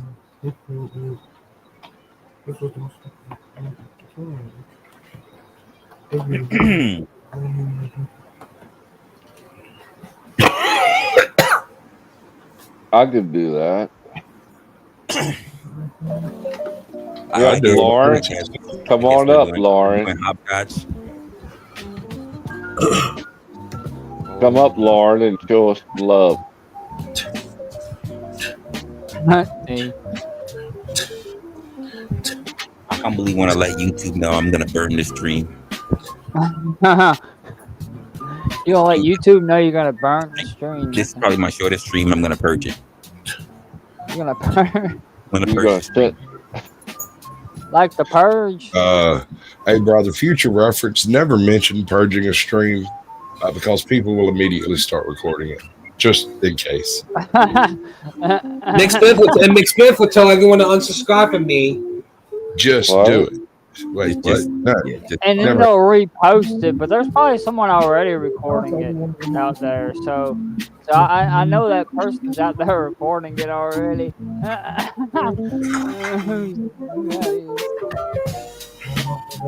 Nah, I've got way too much energy drinks and not enough alcohol. Jesus Christ. Yeah. You was who I was referring to, just another Canadian. I know We you need a record. female up here. You always record. No, I just Yeah, right. no. I'm slowly trying to channel that. I'm trying to get Tesla out the chair. I'm just worried that No. I think Chuck did subscribe to my channel. once Yes, I did. I'm not gonna be able to. I think GS might. I think he might like cartoons. Generally specific. Have you tried him yet, Brandon? What do you said? Generally specific. I think he likes cartoons. Did you subscribe to my channel, Chuck? Did I? Yeah, a long time ago. I saw you on Gen X Jeff's channel. Yep. Alright. did. What content do you do on your channel? All around the mulberry bush, the monkey chased the Resla. weasel. Resla, you're gonna have to share that bottle. What content do you do on your channel, Chuck? I haven't done any videos. I'm too shy. And my channel's G-rated, by the way. Oh, if I do mine, it's gonna be X-rated, R-rated. Oh boy. That's it. I'm going to look at my stash. Right? The helicopter is, it's already helicoptering in my head. I'm trying, fellas. I'm trying hard. It's a matter of coming up with the appropriate word.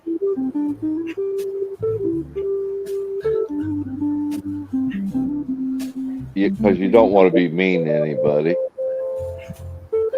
Or do You you? really don't. Exactly. Maybe this is an exercise for Resla. Well, he's already got the patience of a saint. He just gotta stop letting Tesla out, though. It just shows how much his fans love him. That's why you shouldn't be selling those fans, you know.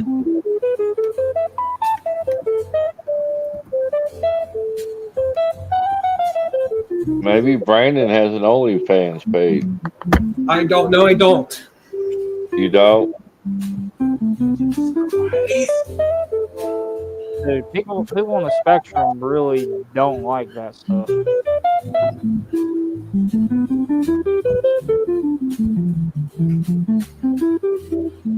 Somebody's gonna get blocked. I can see that now. Can you dance?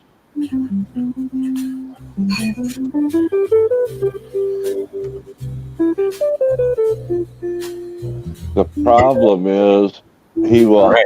So the only thing I can find is a bottle of Ray. he will take a channel hostage Wrong and he stuff. doesn't even realize it.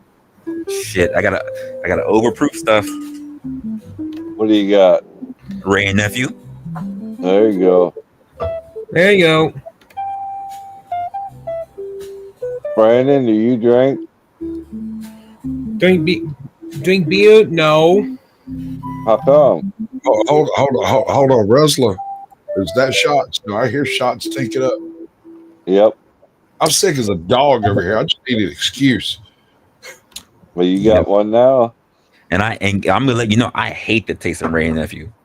Oh, no, I don't think Yeah, You so know, why do you got it in your stash? because Well, I because got it because it was you get drink. because this is literally emergency hooch in case everything. Right. And this is what Oh, I give to people when I don't like them. Right. it's the Because cheap he stuff. didn't drink it. That's why it's still there. It's the cheap stuff. It's kind of not really. though. He didn't even use the shot God. glass. He went Oh, straight to the bottle. Yeah, me too.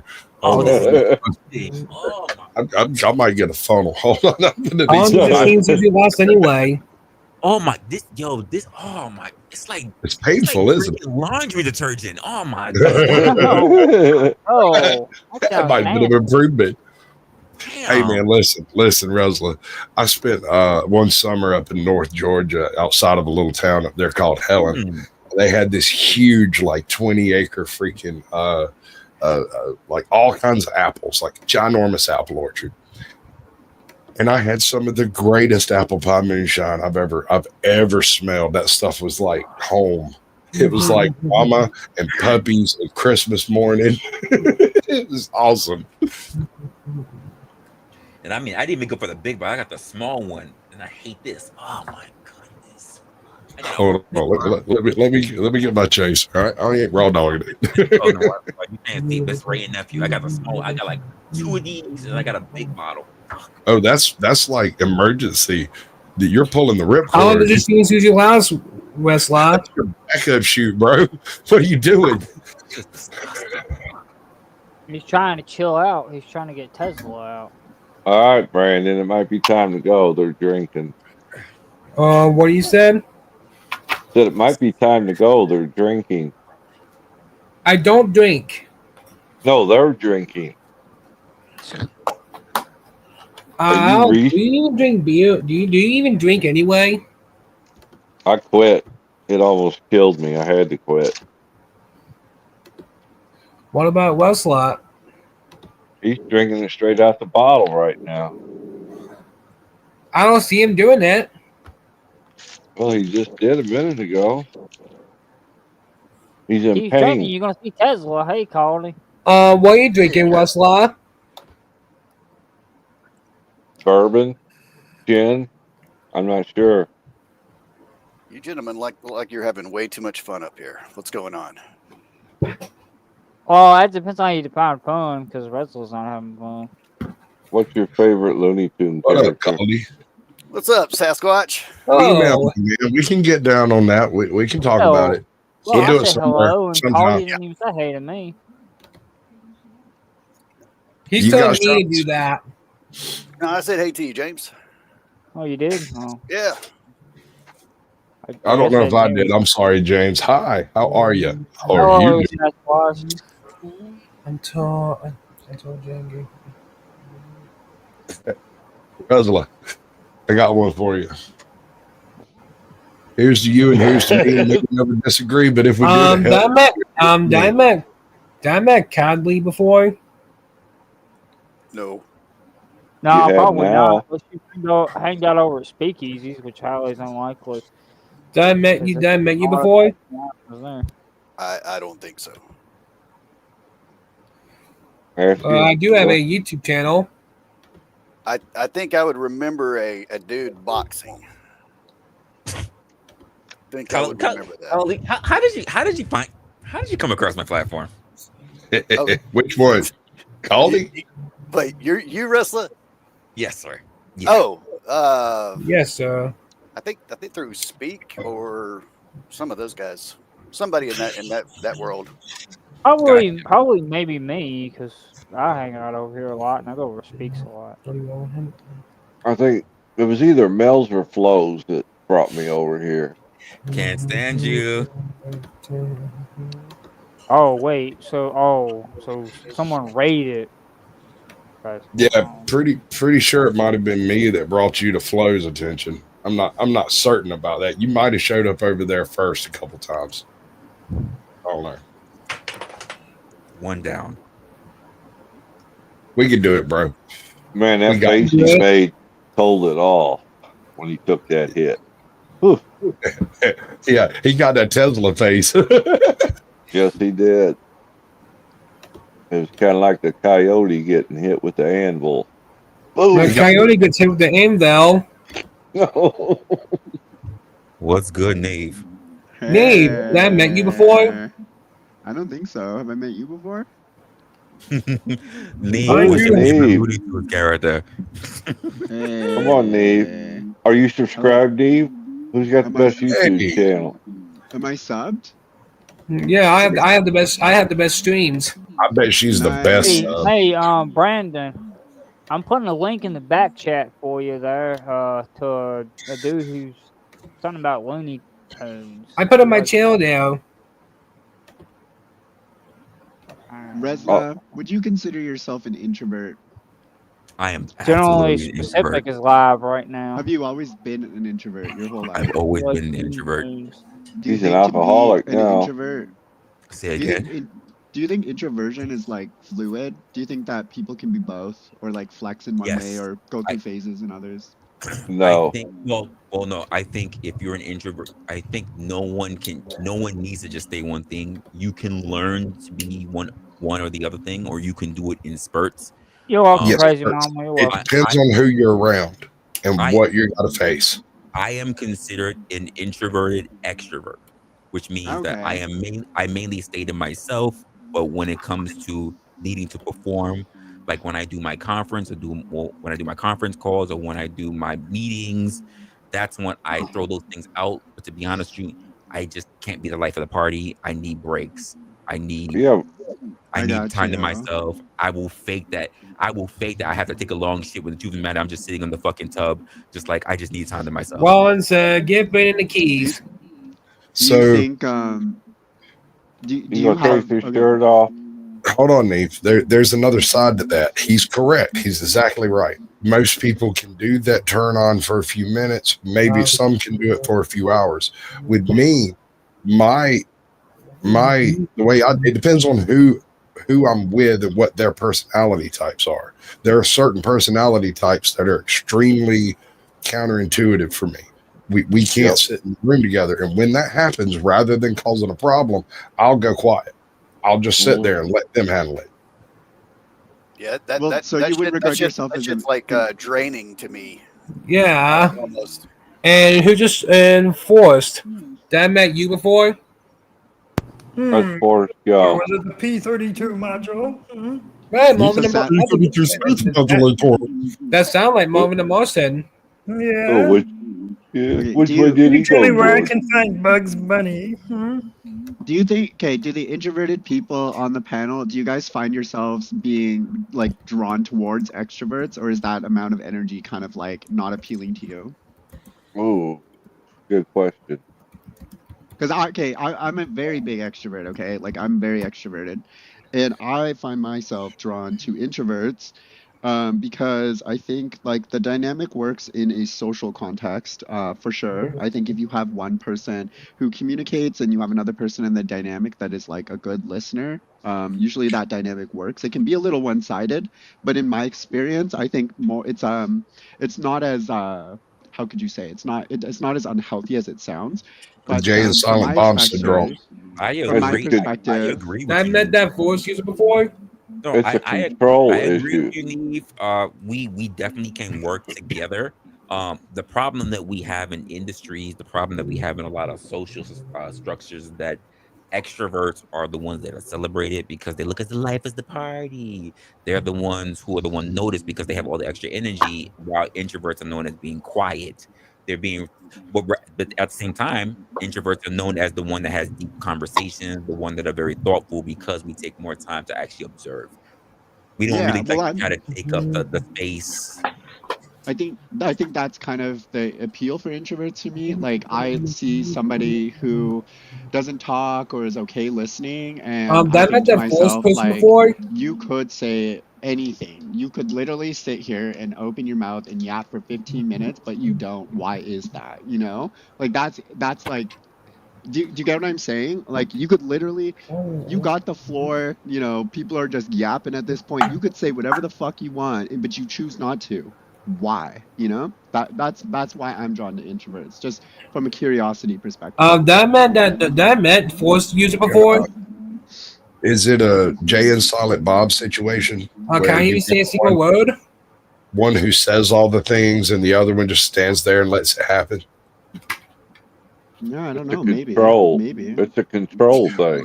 But no, Jay's not in control. If you look at the dynamic, Silent Bob's the one that makes all the decisions. It's just Jay over there talking all the trash. Not for nothing, you have two people that are talented. It's more like a Penn and Teller. Okay, so Resla, what if I told you that being a social media creator or a content creator, doing all the networking necessary, putting yourself out on the screen, like, do you think those are characteristic of introverts, or is that more of an extroverted thing? It is. Do you see the contradiction? No. Well, again, Did I met that force user before? Sorry. Hold up. I'm being asked. Woo. I'm not doubting you. I'm not doubting your introversion. I'm just telling you. I'm just pointing that out. Almost. See, that's why I know he's almost there. So, Neve, no one, like, there's no like 100% introvert. There's no 100% extrovert. People, they can learn to.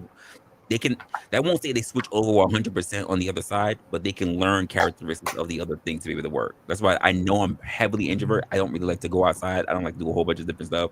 But when it's time for me to go out and do things, I can do it with no problem. When it's time for me to look the part, I can. Did I met the force user before? Okay. No, you haven't.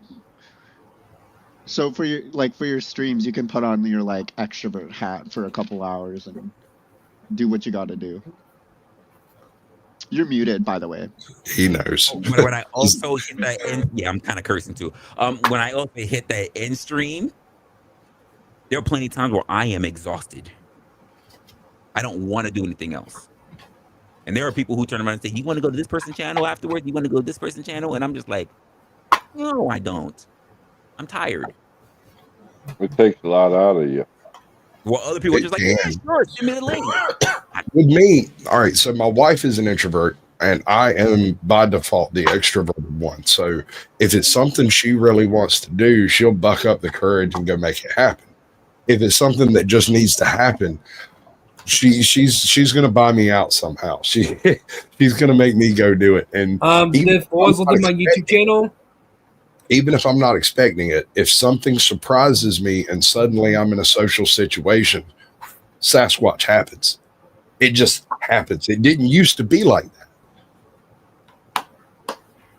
I think you like probably get older and recognize the social consequences of like being yourself in most circumstances are not that bad. Assuming Did you just call me a bad person? No, I'm saying that to be yourself and to, you know, flex your personality in public spaces or around people you may or may not be comfortable around. I think as you get older, you start to recognize that, like, yeah, if I have a couple shitty opinions, that's not gonna, you know, that's not condemnable necessarily. Like, you're not, you know what I'm saying? Like, sure. I think as you get older, like, you're just not as permissible about a lot of the anxiety of being around other people and interacting socially. You kind of just get tired of it and you recognize like, this is, you know, fuck it, whatever, right? Like me or not, it is what it is. Right. Yeah. I got an example. On New Year's Eve, my truck broke down with my entire family in it 2 hours out of town. Right. I had to drive my wife's car over there and then call a tow truck on New Year's Eve and get that man up and motivated to come get my truck because he didn't want to. Right. I could hear it in his voice when he answered the phone. But Sasquatch popped out and got him giggling like maniacally. And he's like, all right, I'll be over there in about 30 minutes. We'll get this done. And I was like, thank you, sir. And I gave him a tip and everybody was happy. I could not have done that 5 years ago. 5 years ago, that would have been a cussing fit that left my truck on the side of the road. I'd have just auctioned it to the highest speeder.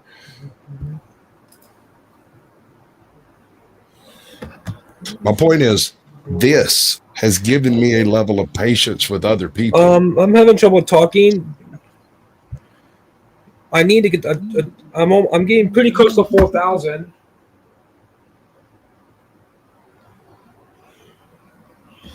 Are you gloating?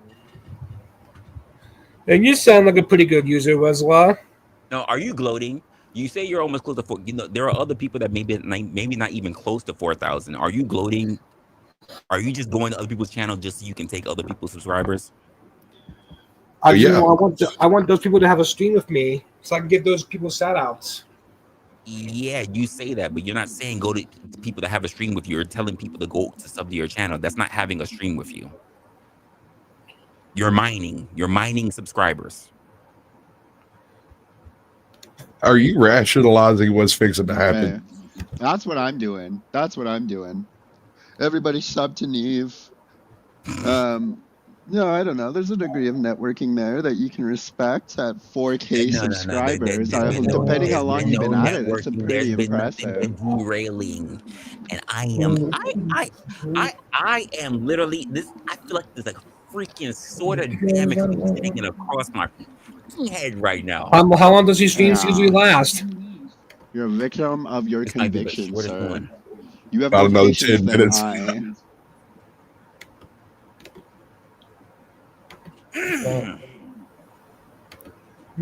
Holy The time has come, the walrus said, to speak of many things, of hues, of ships, of sealing wax, of cabbages, and of kings, of why the sea is boiling hot and whether pigs have wings. Man, what a great one. What a great one. Brandon, you should pay attention to where you are. So you said you're almost 4,000 subscribers, right? How long does these streams usually last? I asked the question. You said you're almost 4,000 subscribers, right? Uh-huh. Did you see how many subscribers I have? 600. So do you think it's okay? No. So do you think it's okay? Who has much higher numbers? Is it me or is it you? Me. So do you think it's okay for you to come in here and try to poach as many subscribers as you can off of my channel? No, you can still keep your subscribers. Mm-hmm. By you coming in and then asking for everybody here to subscribe to your channel so that you can do better. But did I hear about you having people that you have live stream that they should all come to over here? If there's a restream button, I can restream those on my channel. No, that's not what I asked. I can feel him knocking at the door. Sasquatch, he's knocking at the freaking door. Dude, I mean, ultimately, this is an excellent learning opportunity. Opportunity it is. There are times, sir, when honesty is the best policy, even when it's painful to yourself. Now, do you personally have the fortitude to stand on your principles while experiencing the pain within? I don't. I'm trying to find a tactful way to do this. Yeah, we all did.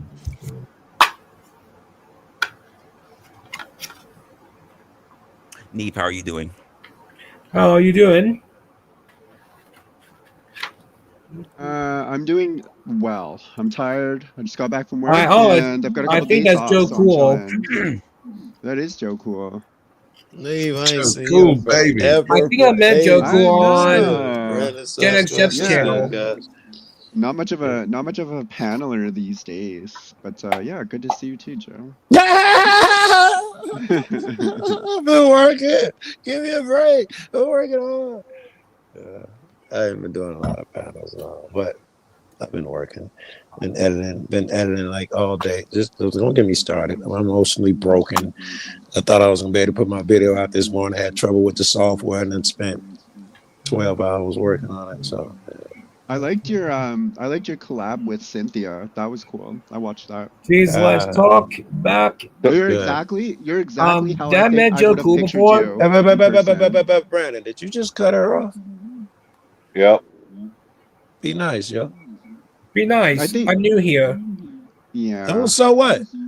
That's okay. When other people, it's usually a good thing to allow other people to talk, and then when we're not talking, you're totally okay to talk. It's okay. We'll take time. Yeah, Brandon, you're talking over people. There's a thing called etiquette, which is why I'm also trying to be very nice because I'm Take another shot. My teeth So feel Joe- disgusting. Hey, from the Brandon. teeth I just went Hello. Hey, this is Sippin. Hey, they're really trying hard to stay on topic, and it's become, a little distracting. So if you I'm sure he wouldn't mind if you stayed if you want to talk about the subject. Okay. What's the subject about anyway? Introverts and extroverts. Oh. I was But on OG Do Dirty's channel for 3 hours. You got yeah, a link for that? Huh. I'm just curious. It would be funny but to it, You have it watch. He put patience the of link a in the saint. street, in the Resla. private chat. Remember that. You have a patience of a saint. okay, we'll try to stay on topic and not get get them distracted. Okay, please. All right. So Sasquatch, because I'm my normal bad guest self and didn't watch anything before I hopped up here. Tell me where you guys are at on introverts and extroverts. We were currently discussing whether or not introverts and extroverts complement one another. Pause. So, Brandon, you saw OG Do Dirty Yes. and even Coonsville, right? You know they have a stream that's going on right now. Sometimes I put the link to your channel. So they can but subscribe over to your they're channel. They're literally both on a stream right now. They have a whole stream that's happening right now. I put the link in the back chat if you want to see it.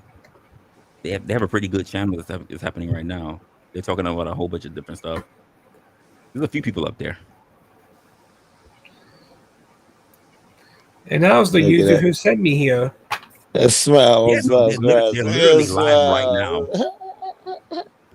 I did They're subscribe to him from Joe Dirty, OG okay. Joe Dirty. So that means you know that he's live right now. He wasn't live when he put the link to that channel. I'm literally looking at him right now. He's live. Him and He is live. already up. He is live. And the links in the back chat.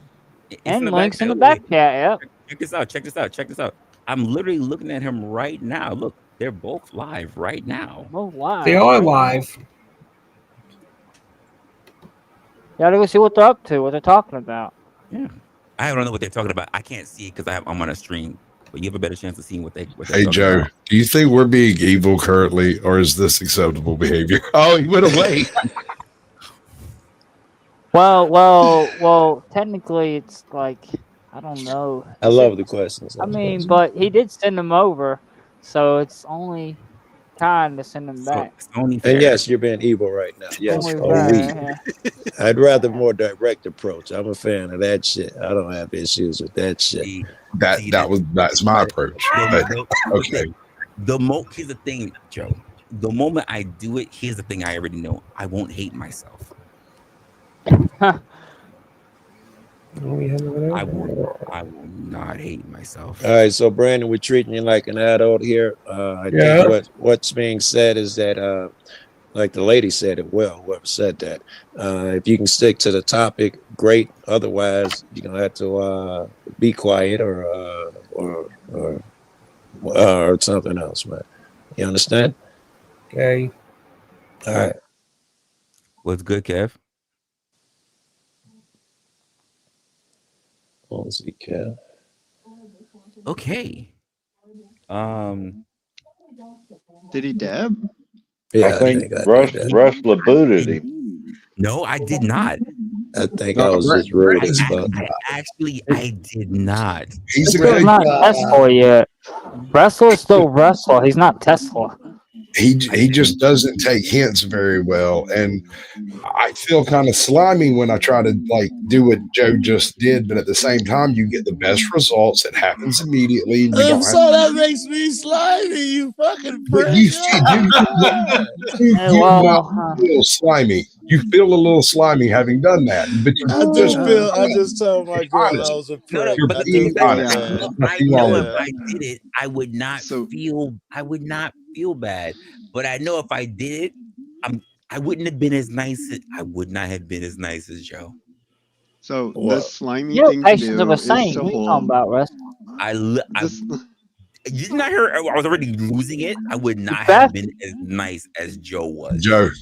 Fact is, you dealt into his with him emergency supply. strong. He's over there. Listen. You did the compassionate thing by letting him participate, but truthfully, the compassionate thing is to not have two sets of expectations for the people you meet. You should guide them with the expectations that everyone else has, and then you No, can kindly what I leave need to do, somebody. what I need to do Oh, is, if they're hurt not the able. what I need to do is hurt the person who sent them there because they did that maliciously. I know who the hell it was. Oh yeah, no, there's vengeance coming. I can tell. I can know smell exactly it. who did it. I know exactly who did it.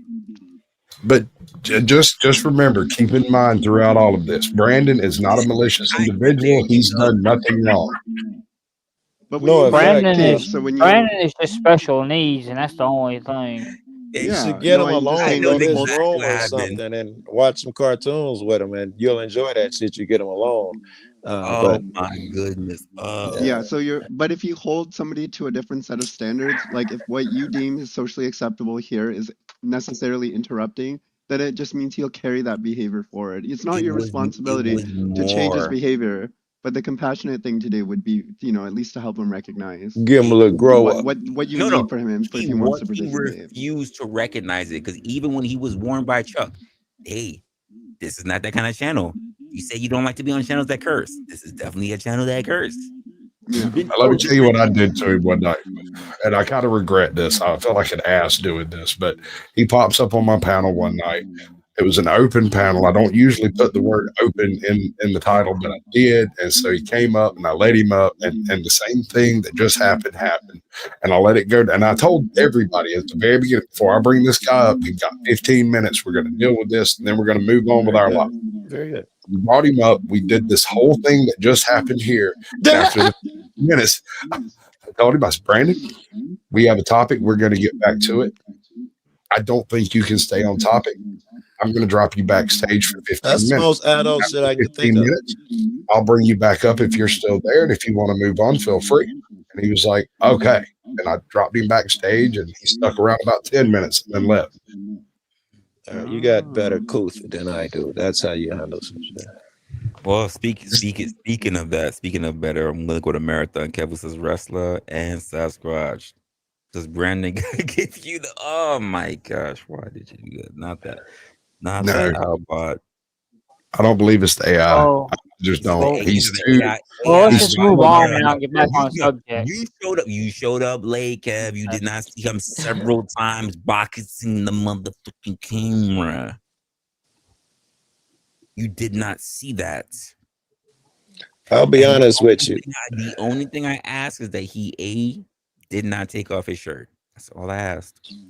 I'll be honest with you. I stepped in earlier as soon as I got my break. I saw you, and Brandon was doing the boxing thing, and I was like, maybe I'll give it a while because I can imagine, what's going on. And sure enough, I get over there, and you guys are still being kind and courteous and all that stuff. And I was like, probably finna be a dick right now. I know what was being done, so I'm like, he wants me to go off. He wanted me to be. That's why I was restraining myself because normally. You think so? No. Not Brandon. Not Brandon. Okay. The person who sent him here. All right, thank you. That's thank you. Thank you. And normally it doesn't matter if there's somebody normal who just trying to derail. I go off, but he literally sent someone. So it was a test. Who would not understand the situation? So what did you pass a test? Because I would immediately, that's a test to me, nigga. Let's play. Did you pass or fail the test just now? I don't even know. He passed. From what I can tell, he has patience of I a don't know, saint. man. I don't know. It's not a pass. Joe had to come up and carry water for Resla. I don't even know. I really. As far as holding my patience, apparently I still have. Yeah, you're a patient man, and a patient man is a dangerous man. But that being said, it's your channel. You decide what happens. No. I decide what happens, but I knew the results that was being looked for. I'm aware. And you froze then. You just stayed there, unable to make a decision. But Resla, you gotta admit, you gotta admit the funniest part of the night was you on the Spectrum? I mean, I got Spectrum TV. That was amazing. That was my question. That was the best. That was my question. I know that was And awesome. I got Well, Spectrum TV, and I no, went, I was being no. serious. I think, I was being boy, serious. he No, snapped back James, in I'm that. on the James was actually spectrum, and I smiling. get it. And I get it. I get what James it's was like the being person on the to call spectrum. him out. I mean, Jeez. What's good, LA? sucks being on the spectrum. You was being an introvert during I that think we're all situation, on the Resla. spectrum, Listen. personally. People have seen me when other people come on, and I just go, "What the fuck are you talking about?" I've done that since the more people come on. I go in on more. What the fuck are you doing? Well, Wrestler, I'm gonna jump on you because I Wait. just happened to see a part of your show that Here's a this great relates example. to. How quickly did I drop Snafu? Less than a minute. Oh No, Lord. that's easy. That's a layup. You don't get no credit for that. Anybody Oh, could have yeah. done that. You don't get no credit I've for that. gone in less than 3 minutes for just Simon coming up and saying some bullshit. I've gone in on people. Well, that's a drunk. How'd you do? Brandon with Here's a special true needs. test. Here's a true test, Wrestler. How'd you do when you were trying to do your show over there? You and Provo, and people started coming up, and you wanted to be just you and him. How'd you do at dropping them niggas? What do you mean? Provo's never been on my show. Fuck knows that. You got the wrong one, Joe. Wait, number one. Yeah. Joe. Wait. No, Joe. No. That was That's NPC show. Thank That you. was Thank you. NPC All right. show. I'm smoking. I apologize. NPC show. All right. I gotta find I don't out. want to You're interrupted like Brandon now. Don't try this. Hey, man, that's great. Just keep a nigga humble. That has to happen every now and then. That's a good He never found the mute button. He's all right. That's a good thing. So let's just move on. Get back on subject. How about that? Introverts, extroverts, ladies and gentlemen, we are talking to everyone about anything and nothing. Introverts, untrackable. Go. He's an introvert. Oh my goodness. So stupid. Well, you just saw a good display of introvert. Of introvert, Resla. Yeah, it's something to know that you have to kind of leave your safe space.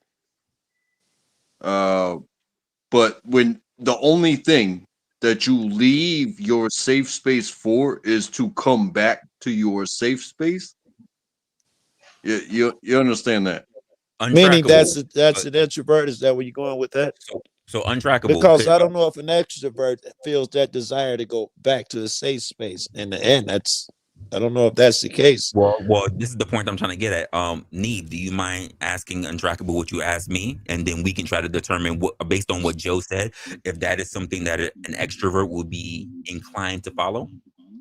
What did I ask you again? Can you You were remind me? asking me. First of all, you were talking about the difference between partnering with people who are extroverts and introverts. But the question you asked me is like, I guess more on the point of, can an introvert become a full extrovert? And to me, the answer is no.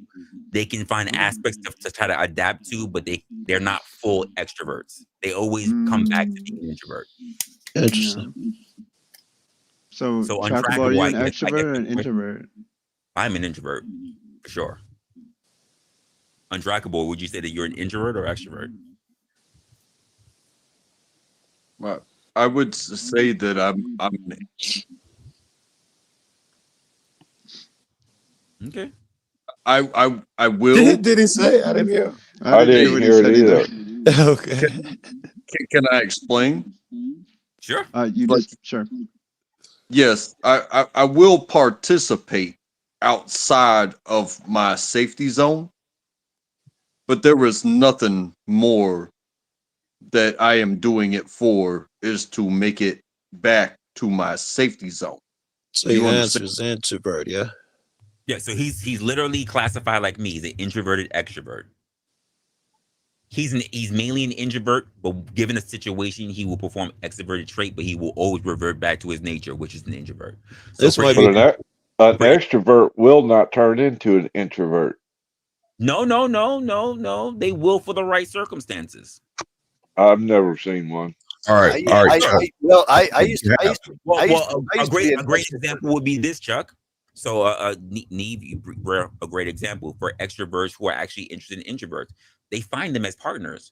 Normally, the idea for extroverts is to be outside, to always want to party, whatever. But to find an introvert, someone that they're actually keenly aware and keenly interested in, you know what they'll do? Stay in, just chill and vibe with them. Things that But they is know. it serious? No. But will it last? I mean, if they're married 10 years down the line, has this nature changed to her? Hey, check this out. I've I've been been with married to Tiffany an for introvert for 20 years. It's not a matter of longevity. It's about conformity, that they're willing to. So, Look, I I've been mean, did he with- go crazy 10 years down the line? Did he go crazy? Did he stay an introvert for her? And did that drive him crazy? What happens 10 years down the line? I think well, I wanted to say I think that that they do good things for each other. It's like you're introverted, sometimes you can watch the world kind of go by, and then you're extroverted, you're not really appreciative of the small things. Agreed. Maybe they should be together. To have Yeah, a that nice, makes sense. yeah, I Agreed. think an introvert could have an extrovert maybe stay in Joe, and enjoy, think about you Jay know, and Silent Bob. maybe some takeout and some movies, and you know, every now and then, you Not know, for maybe an nothing. extrovert wants to go dance at a club, right? And those are Me and things my that girl are maybe seem exactly that. scary. Yeah, my girl. These are things that my seem girl are scary separate exactly from one that. another, but together they're more doable. I don't make any me and my girl's exactly that. I don't make any plans. She asks me when I'm available, and she's the one that makes plans. Hey, you're available this time? I'm like, yeah. Why? Okay, don't make any plans. And she's the one that makes. We go take trips out. We go to Vegas. We go to DR. We go. Like, she's the one that makes those plans. She'll make all the trips and everything because she knows I hate that shit. But she just Well, needs that to would make you a cuck. I can back out. Makes him an introvert. Is there not I mean, so many of us are we're deeper than just the superficial. So we get into philosophy and whatnot. Deep. So the yin and the yang. So if you're going to be in a partnership and you're going to be this way, The and they're going extroverts to be say. that way, The introvert. yes, they will always have that conflicted boundary. However, if I'm It's doing the what yin I'm to the supposed to yang. do for me, and you're doing what you're supposed to be doing for you, Agree. but you want to like go out and meet the people, and I just want to like tuck into my hole. I think y'all gotta meet in the Stressful middle. is 100% correct because Wait, like I said, even with I my don't girl, know.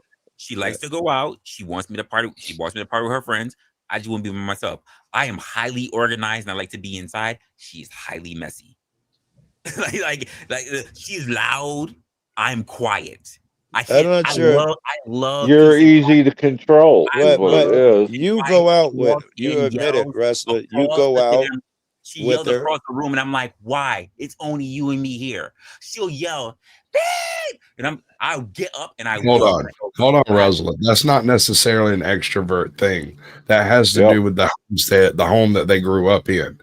If the home they grew up in allowed that type of activity, they'll do that. I've met her parents. They're not like that. All right, my family is introvert. Everyone but me. Yes, sir. Sasquatch. I would also say that there is a level of forgiveness to where somebody you allow, if you have the power, right, then you are the one that gives forgiveness. It's not that you are under control. It's almost like an allowance. That was Chuck saying it's a control thing. I don't believe it's a control thing. When me and my wife go into public, my wife sits quietly in the corner like a wallflower, and then she tells me, "Hey, go talk to that guy. I want this to happen, or go do this, or go do that." And I turn on Sasquatch, and it happens. Everybody laughs, and I go back to what I'm doing. It's a thing. Does that make you an introvert or an extrovert? I am an extrovert in a family full of introverts. My father, my mother, my brother, my sister—they're all quietly sitting in the corner while I'm over there trying to trip the janitor. Yeah, most of the girls I've actually been with love to go out, love to do things, and I'm just sitting there like I don't want to be a part of none of that shit. Oh well, good. You brought me back to track, yo. To a nice party and everything where it's great, good music and everything. You know what I hear? That's not good enough. Dance with me. I don't fucking want to do that. Oh, wait, good. Because I was gonna say, Track had just talked about them being together, introvert, extrovert. he hadn't gone so far as to say whether they are doing what you said and going out, the introverts going out for her guy and vice versa. Track, are you saying the introvert and extrovert work if they work with each other? Well, I guess what I would boil it down to in simpler terms is teamwork makes the dream work, and we So, don't yes. all play the same position. So you need to find somebody that you can work with, but there can only be one quarterback on the team. You understand? But that's I not think entirely you're true, taking sir. it to power. I think you take it to power. You're trying to make a statement about power now. That's Chuck. Chuck's That's the not one the that's same got argument. panel power. That's not the Yes. same argument. What I'm getting at is this: it takes all kinds to make the world go round, right?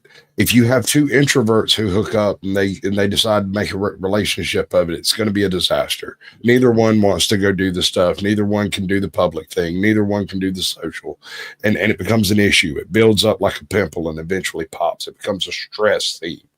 And fights happen and it breaks up. But if But you I've have seen an this introvert and an extrovert together, when the introvert can't do it, the extrovert naturally steps up without having to be asked to. Does that make the extrovert the leader? Not necessarily. Not necessarily, because what needs to happen simply needs to happen. It's a teamwork effort. Me and my wife work together. She does better on a phone than she does in person, but in person, I can absolutely baffle them with bullshit or blind them with brilliance. Yeah. That's my chick, and she always acts like she's shy and don't leave me. And then so when she gets somewhere, she's the life of the party, and everybody fucking. Yep, and I stayed in my damn self. But anything inside the house, everything's like, can you fix this? Can you reach this? Can you this? Can you remember open this jar? Can you remember to write this down? I think it's nice to have like somebody who's grounded in whatever it is to kind of rein. Like that's what I need. Like I need a introverted presence to kind of rein me in.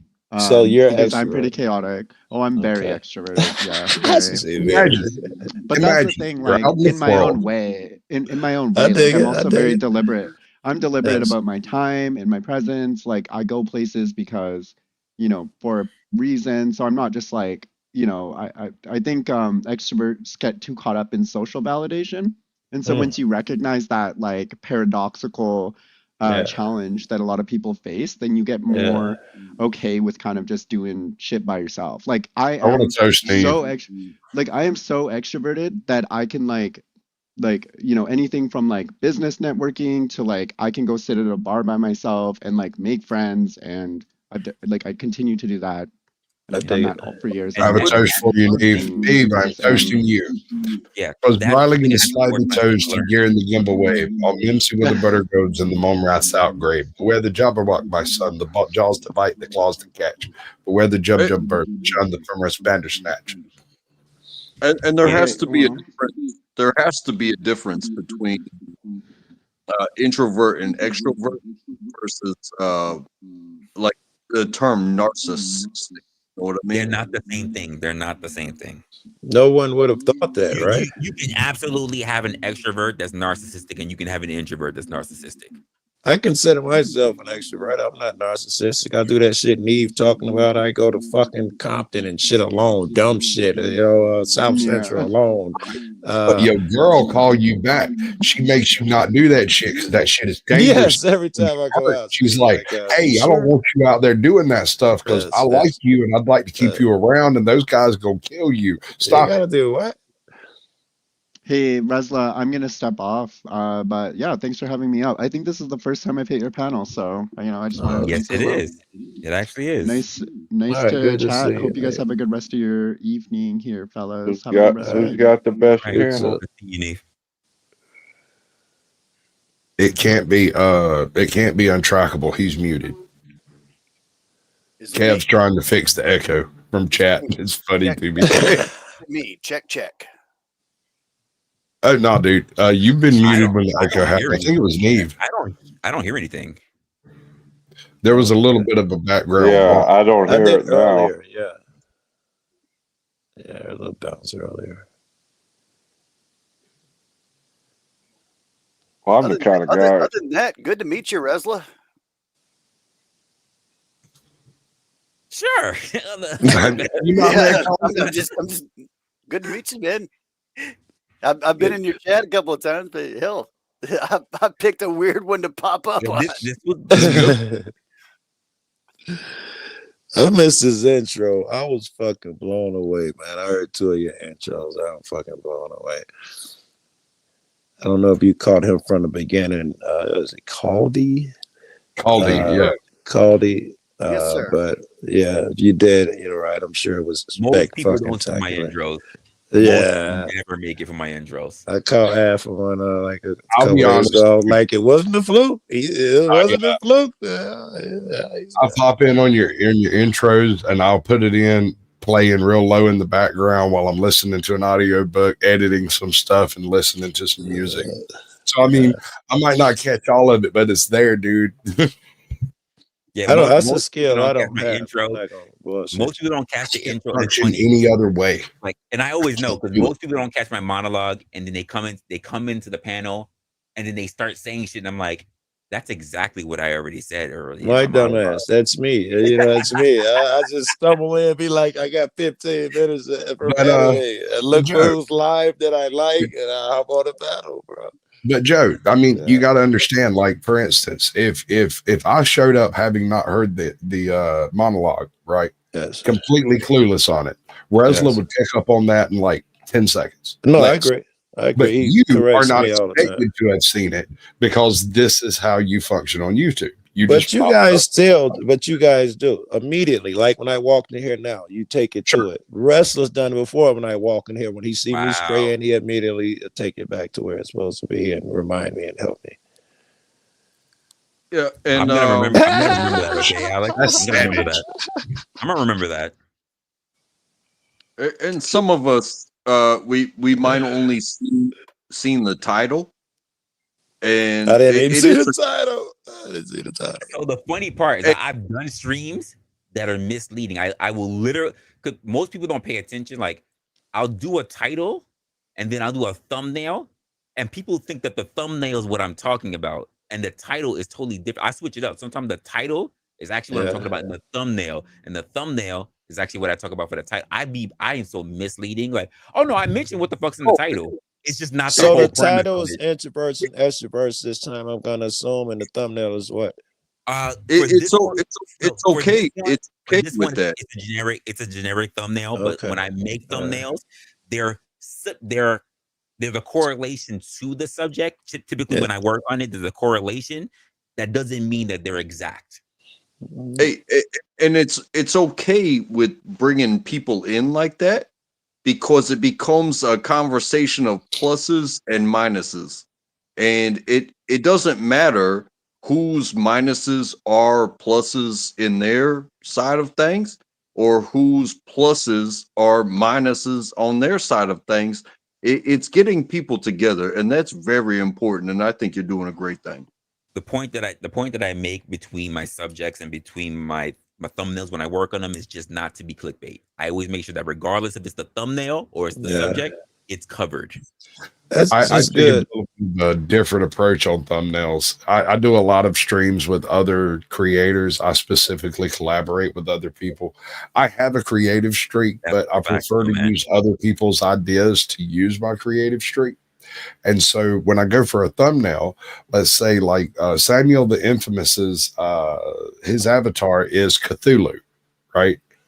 One of the dark gods, one of the ancients, one of the outsiders. And so anytime I do a stream with him, I go and find a picture of some sort with a white Sasquatch fighting off a kraken in some way, shape, form, or a kraken. Kraken. I know you racist as hell, but it ain't all about race. Fighting off one of them crackers. One of them there crackers, you say? A white Sasquatch fighting off a cracker. I think that's happened a few times. Right? Not a cracker. It's a hillbilly white trash. No, a cracker. Hey. Squid. Hillbilly. I love it. Fucking Chuck don't like that hillbilly. Say, hey, cut that shit out. I just funny, Joe. I'm perfectly aware that like thumbnails with words do better, thumbnails with questions do better, thumbnails, you know what I'm saying? But that's not the issue. The issue is like, I'm not sure how I would handle a crossover thumbnail with Resla because Resla is not a thing. I would probably take a snapshot of something that he's done and then mix that with something that I think is funny, or I'll go find a meme. Yeah, to do a crossover, you know what I'm saying? Collaboration. Okay, something that he's done, like masturbate. That was a joke. If that's on the freaking channel, I'll take it. Right, if I can find that shit. Right. That's the Anytime thumbnail. you see a generic thumbnail, it's because I just didn't have time to create the thumbnail. That's just literally what it is. Yeah. What type of shit, Resla, does it take to do some of these shows, man? What type of preparation, man? Because I got buddies who do like Flow. I don't imagine that nigga spend, he watch a fucking vid for 30 minutes, he get hype and he go on. Then you got motherfuckers like Sarah picture using protractors and shit, right? So it's weird. It's weird. I would say most of the time, it's weird to say it, but the subjects, sometimes it's like I don't really pick the subject, the subjects pick me.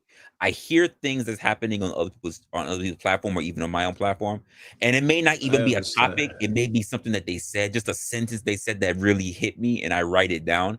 And then from there, I think about the subject. What could I get from this?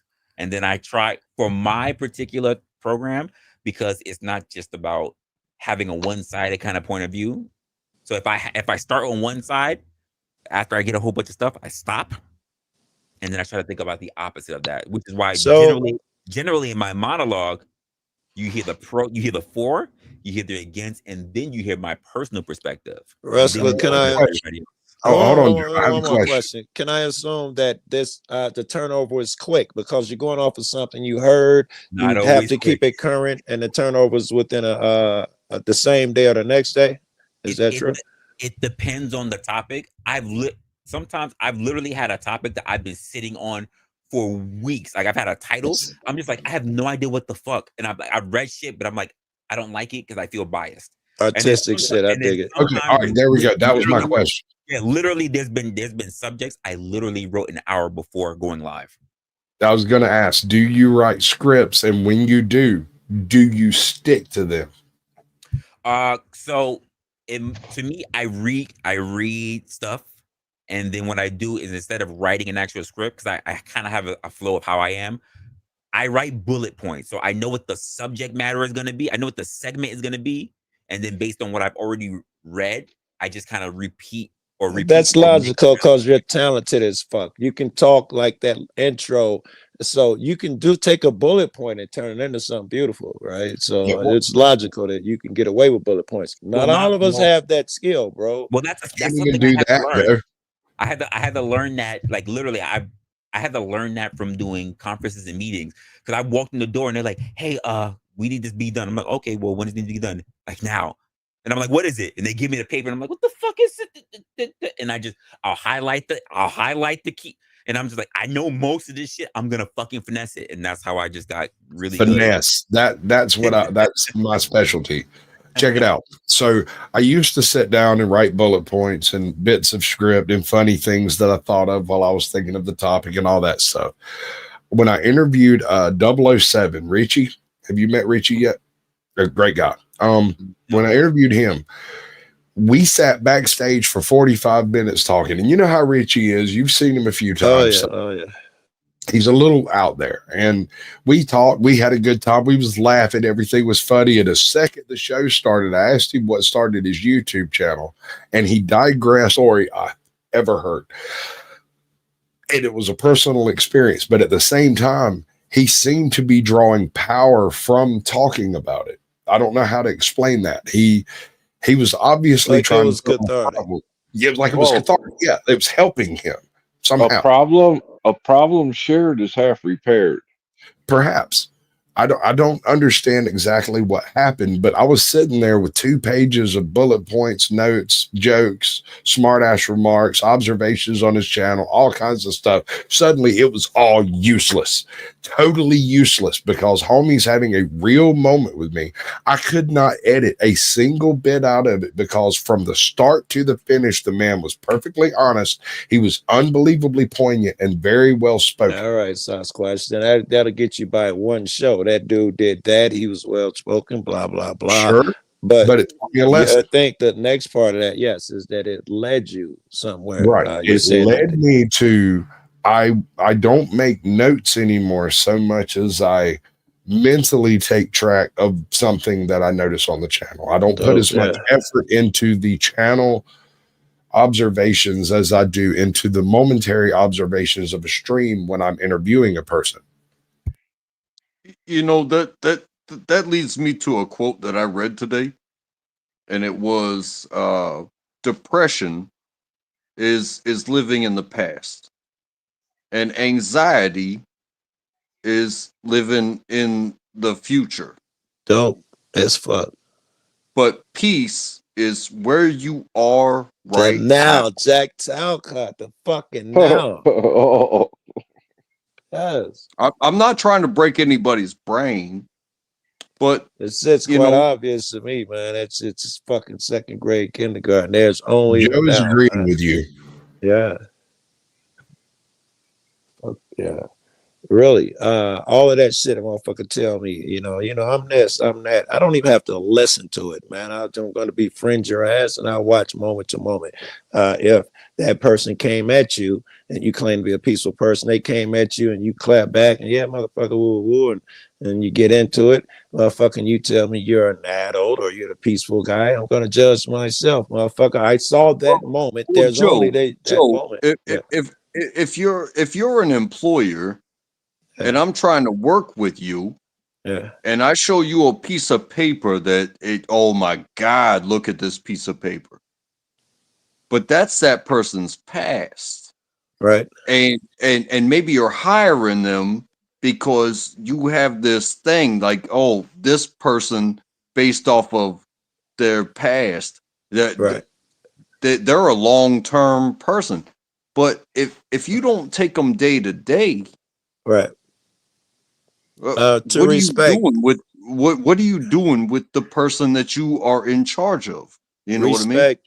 I do. Respect means re-inspect, to look at again. You can't do that if you because people change. 20 years ago, the same cat that was selling dope now is, a family man or something. So you got to look at them again from time to time. A lot of people try to say that folks don't change and that personalities are static, but it's not true.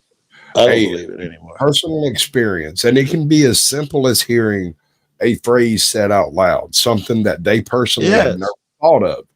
Or something they did thought of, and when you hear it out loud from somebody else, it like solidifies it for you. Sure. And you be like, I knew it was in there, I just couldn't bring it to focus like that person just did. You didn't say it correctly, but someone else did.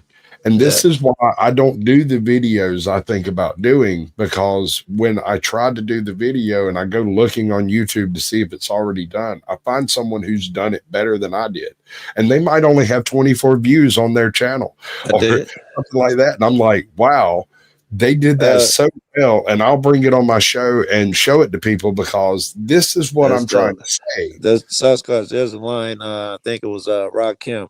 They say, making other rappers want to go home and write shit. Right? That's what you're talking about. You see somebody's shit that's so fucking dope, man.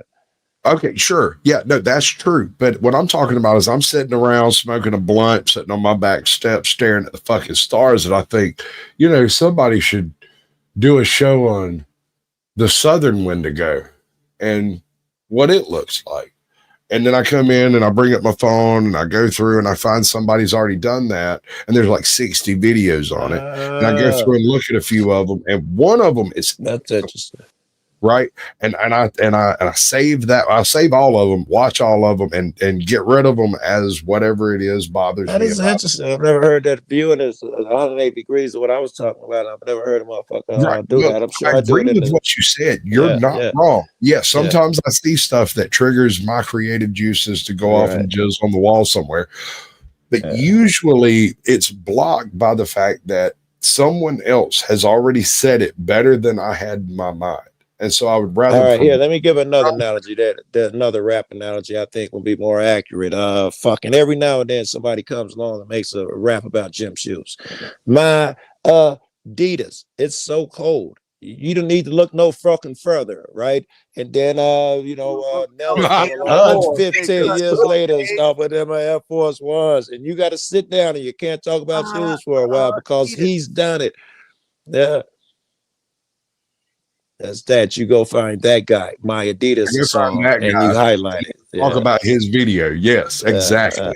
But it did not come from an inspiration from another creator. It came from some thought I had. I love listening to somebody talk or whatever. Now, I don't know how that ties into introvert versus extrovert. I think to do the type of shows that I do, you have to. Do you talk over it? If you narrate it, it's extrovert. If you just do that, it's introvert. But I do both. In my opinion, if you narrate, that takes an extrovert. The introvert won't be narrating. But an introvert will just grab another fucking video and let it ride because I don't have to really put myself out there. That's part of it. Does it take a piece of an extrovert to having been out there to really protect yourself as an introvert? Yeah, it was over my head. Do you need protection as an introvert? I think you do. Hey, do you need experience? What do you mean to protect yourself? Yes, in general. I don't understand that because, like, I used to be an extrovert, and now I'm an introvert, and I don't need protection from anybody. So I've never needed protection as an introvert. The nature of an introvert. Hold on. All right, here's your protection. You don't see your protection. Your protection is your comfortability. Your protection is the shit that you must do every day that makes you feel comfortable. That is your protection that you must find. Being an introvert, and you look for that. Being an introvert doesn't put you in a dangerous situation where you need protection. Being an introvert in a private situation doesn't need protecting. I am no great chess player. Well, but something that I learned called prophylactic tactics. If you wait to get that old. As a young kid, as an introvert, I didn't have anyone protecting me. And I was constantly in the shit. He sought protection though, which is what we were talking about. What's self-protection? Everybody was bigger than me. It was just get better because they were gonna pick at me regardless. It was just get better. It wasn't just get better. Better at what? Playing dirty. Hey, even kids who fight play by rules. You have to break those rules in order to get better. Hey, Resla, you've already said this better than you can explain right now. I clipped it just for you because you might have to explain it again later. I'm gonna have to pump it up. I'm a nasty nigga. I'm a and that statement follows up a good portion of my life. I was willing to break the rules and be nasty. Sounds like Track was right when he said prophylactic, whatever the fuck he said, tactics, where it sounds prophylactic tactics. You took an offense as your defense. You this is what you did to protect yourself still. Well, what he's talking about is weaponry.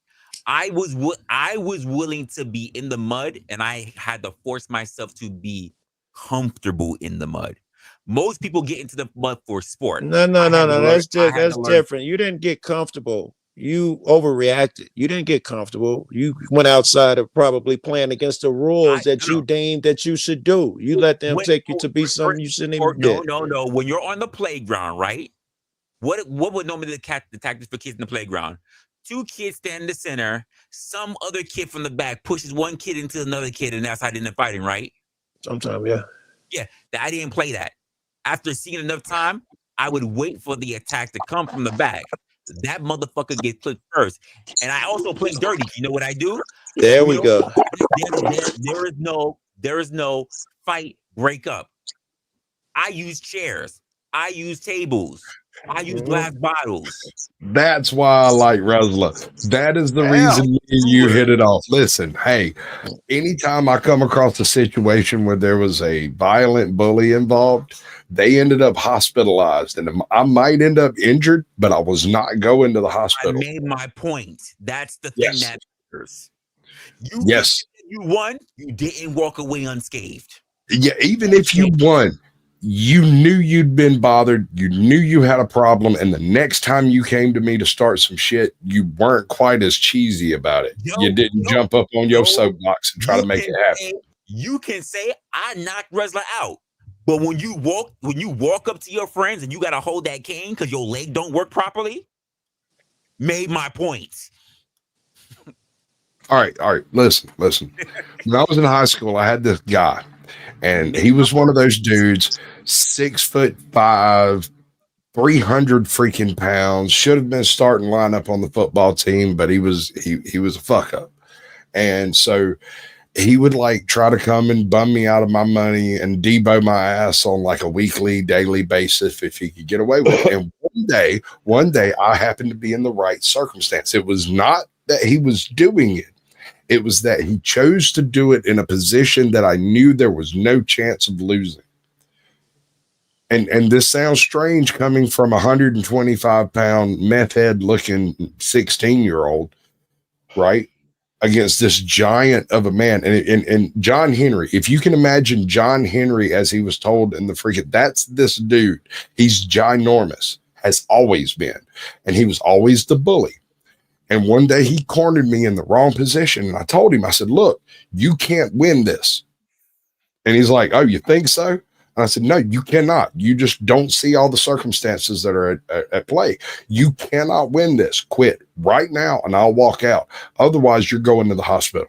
He said, is that a threat? I said, you can take it that way, but it's actually a promise. And he came at me and he went to the hospital. He never said a word about what happened, not once. And after that, he treated me as an equal. I think we strayed a bit. I think that incidents when introvert guy comes up with hits a guy with a brick and all that shit, that's just smart. We're talking about seeking protection. As outside of these brick incidents, what makes you an introvert? I assume it's because you follow the same routine. Usually an introvert will return to the same activities that made them quote unquote safe to begin with. Right. They're quiet. Comfort, protection. If a person comes in, but the idea that introverts won't protect their space is fallible. That is not. No one put that up. No one put that up. But the point that I'm making, I'm even jumping off that squad, is that like the point you said, hit them with a brick. That they will do things to be able to to go back to their safe place. Because why? The person who was extroverted that came for them in their safe place, which means the only way to protect their safe place was to have tactics, right? So if I hit you with a brick and you know that I'm going to go that far, guess what you're not going to do? Come back to my safe place. I'm assuming you didn't get hit with that brick or hit him with that brick in your safe space. Your safe space would have been at home or indoors in some environment. That's what introverts do. That brick would have been an incident on the street where you were not secure. They followed me to the very courtyard of my fucking place, and there is someone that I don't even know if he walked close enough because I literally threw a half cinder block at him. What about the other incidents when you lashed out at people? Were they in your safe space, like indoors, or did they happen right in front of your home? Right in front of my home. And guess what? And I didn't have the parents. I didn't have the father figure to chase them off. I didn't have none of that shit. I grew up with my grandparents. It's okay, Resla. I'll be your daddy. I don't mind. I had grandparents who could only yell from windows. I had to hold my own. I get it. I get it. And again, I don't think that gives anything towards as a rebuttal that your safe space is at home. It shows that you're fighting for that home, your safe space, which is your protection. You're fighting for, I don't know, is your the nest or something. Your safe space at home when every day you know you have to walk outside. Yes. Exactly. Your safe space will be at home. Yes. It is possible for No, area. that would be your prison. You have That would to be go your to prison. school. There's no getting around it. You're not What? safe at home because you're forced to leave. That's not logical. You're not safe at home. You're safe. I feel safe at home, but I don't feel Y'all are safe saying on the the same streets. thing Hold on. But I have to go on the streets to buy groceries. I don't feel safe there. Just because I'm forced to go out and do a thing doesn't mean I feel safe doing it. Go ahead. It's these lessons. It's these lessons that we learn, right? So you don't know what's outside those doors. Of course. If you're so scared to just stay indoors. But when you know that you have to leave these boundaries to live the life that you want to live. Because you're not That safe they're if you all have to die Gay indoors. introverted shit. You're not safe that you have to die indoors. You need substance. You need to go out. You're not safe dying indoors. An introvert wants to go out. I mean, an extrovert the other way. wants to go out. An introvert needs or has to go out. In reality, I think I'm an extrovert. I won't even take the same route twice because I want it to be different. Introverts does what's safe. Amazon has made it real easy for introverts. Amazon's made it real damn easy. agree.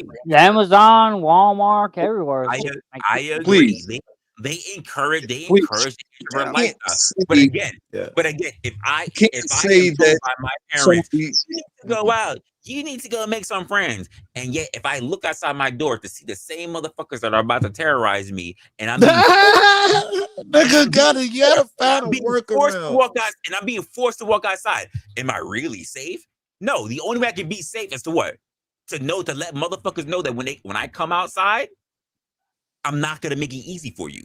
I'm gonna make you give up. Yeah, but you Not understand. really. There's a third option where you can be civil and learn to live like other kids live, and don't be some rabid animal throwing bricks at your neighbors. Joe, True, Joe. But what if they threw the brick first every time? All right, it happens. Sure, it happens, right? The only thing that a bully respects is a bully higher than him. You do what Resla did. He throws a brick at you first. You brick him harder. You catch him in the alley, something like that. Guess what? Bully's your best friend. You niggas ain't the only person that been through this shit. Guess what? Joe, most of the lessons learned through people who bully me was not through first-hand interactions. It was through retribution. What? So look at it this way also. Somebody threw a rock at you 20 years ago, but you took this job and you gotta leave your house and you gotta travel this distance.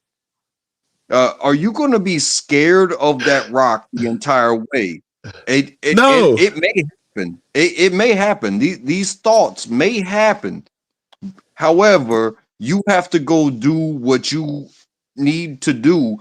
But the last thing you want to do is deviate from getting there to doing what you have to do for a living and come home.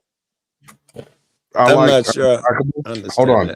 I know you don't get it. You didn't understand. 20 years later, who gives a fuck about a rock? 20 Canadian years or something. Hold on. No, Jason said. I'm not saying introverts are germ. Not all introverts are germaphobes because, quite frankly, they're. Because what can you say to hoarders? They're full of germs. They're introverts. Right. So what I'm getting at with untrackable, I do not believe untrackable speaks without thinking through what he says first. Listen to how he speaks, all right, go ahead. right?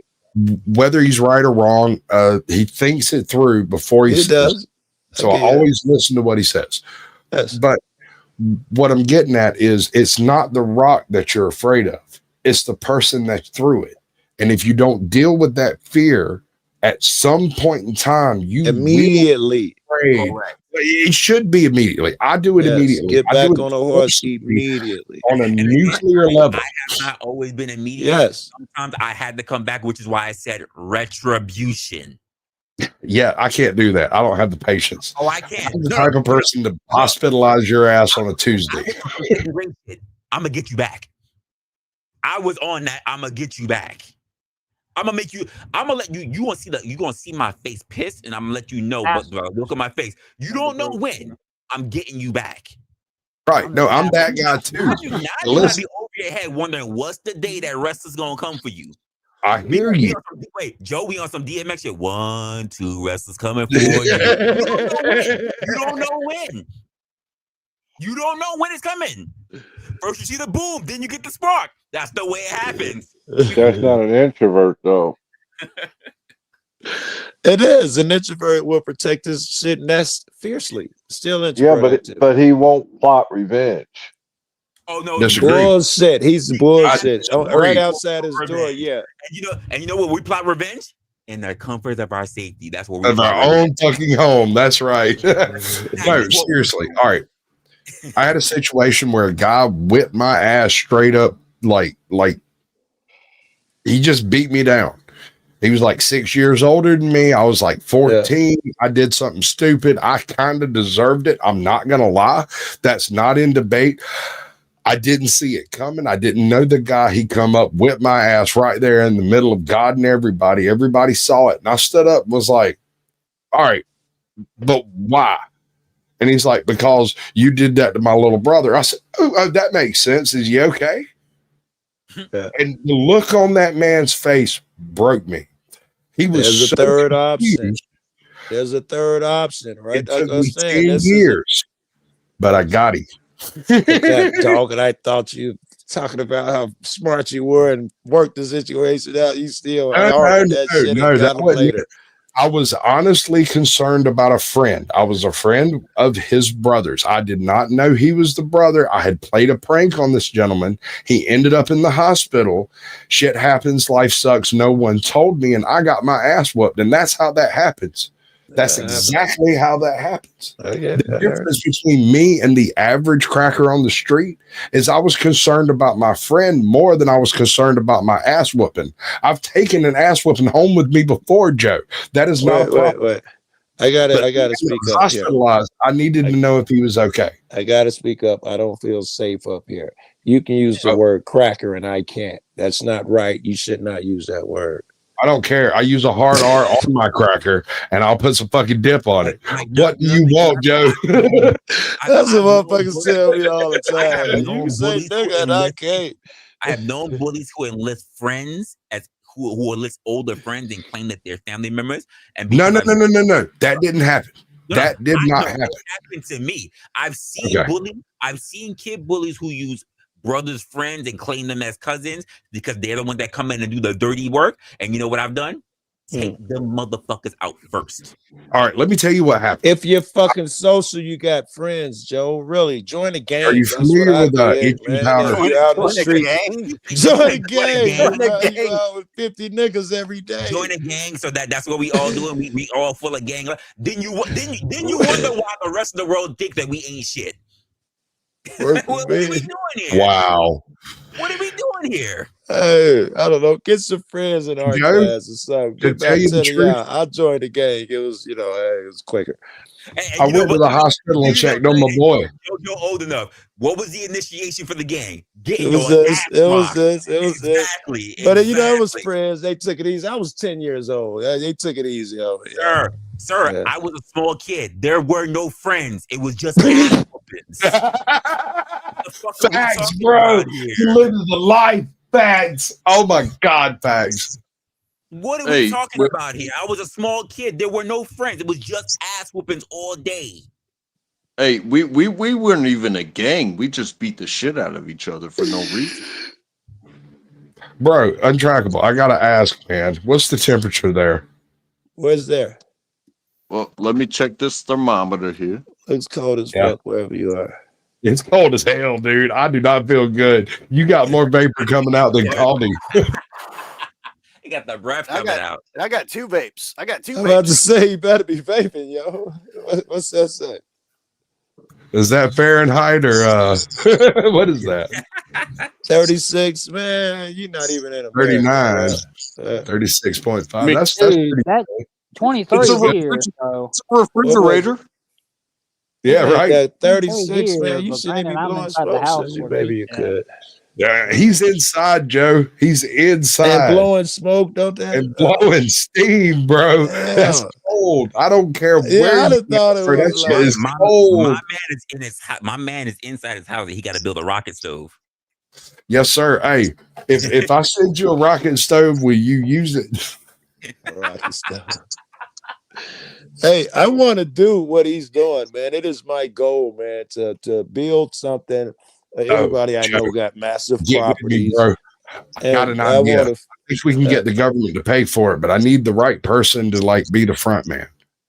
I'm too white. No, I don't like the government. I don't get along with the government at all, bro. No, this is not a con. I'm not. No, this is straight legit. The government will probably pay for it. It's just the details are details, and the devil is in the details, right? The government wants people to do this thing. No one is doing it, and I know how to do it, and it's not hard. It's just hard work. Yo, first, I was about to say, that's first fair. thing that come out when there's a suspect. Hard is fair. That's all. I'm not lying, dude. I'm saying I've tried to do this myself and got denied, and I'm pretty sure if the right person submitted the claim, it would work. Word out, and you done. That was my first thought, and I dismissed it. I said, it can't be that. Holy shit. I am so curious, Sasquatch. It's easy. It's simple. Look up Darling 53, the American chestnut resistant strain. We have a single strain of American chestnuts that I've are heard about this, probably from chestnut you. white. Probably from me. And I want to go out west somewhere in the shallow desert. I'm not talking about Arizona and freaking the actual desert. I mean the places that are not quite a desert and are only desertified because of the shape of the terrain. Change the shape and plant American chestnuts. They are away from all other chestnuts. They can't get infected. And if you use Darling 53 as your source of seeds, you have a 42% chance of having resistant chestnuts, which will allow you to ship them back east for a huge, enormous government-funded profit. So you'd have Darling nuts. If you wish. That's all you heard? That's what he heard. Darling nuts, It's too cold there to grow them, so he's not interested. I just want to say to anybody that looks up Darling 53 on a Brave browser, please don't hit the third button. Don't do that. Now everybody's going to hit the third button now because you said that. It's some weird animation. But seriously, the way I understand it, the government will pay for 500 acres to plant 1,000 chestnuts based off of Darling 53. But you have to have the right shit on your application. When I put in my application was like 5.5 years ago before I started my YouTube channel. I listed all of the stuff I have experience in which is like water management, water cleanliness, water, the whole 9 yards that you need to do for mining, right? It's the same skills. Swells. If they're gonna give you 500 acres, you might want to build some swells to hold the water. You got to do all of that. The whole 9. I'm talking like selling overburden to create a lake, followed by swells, the whole 9, water accoutrement shit, the whole thing. I've trained in this stuff, studied it. I did it professionally for 5 years until I got bored with the people that I was working with, and I said, fuck them, and I left and went and built houses again for a while because I'm an asshole, and I didn't like those people.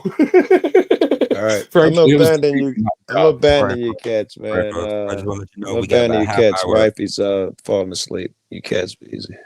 All right, I just want to let you guys know. He needs to hit it before she docks out. Good, quick heads up. We got about a half hour into the stream. I got to call it early today because I got to make a trip out to another state tomorrow. But if I got the opportunity to speak my mind, and since some random shit was brought up. Can I say that is there any reason why veterans can't live tax-free? You know what I mean?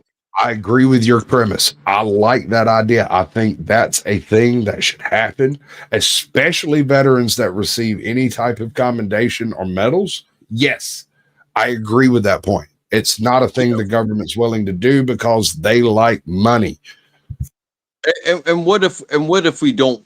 Wait, What if we're not? is someone going up What if against we're that? not Is someone special? opposed that? Because special, you're already special. You know what I'm saying?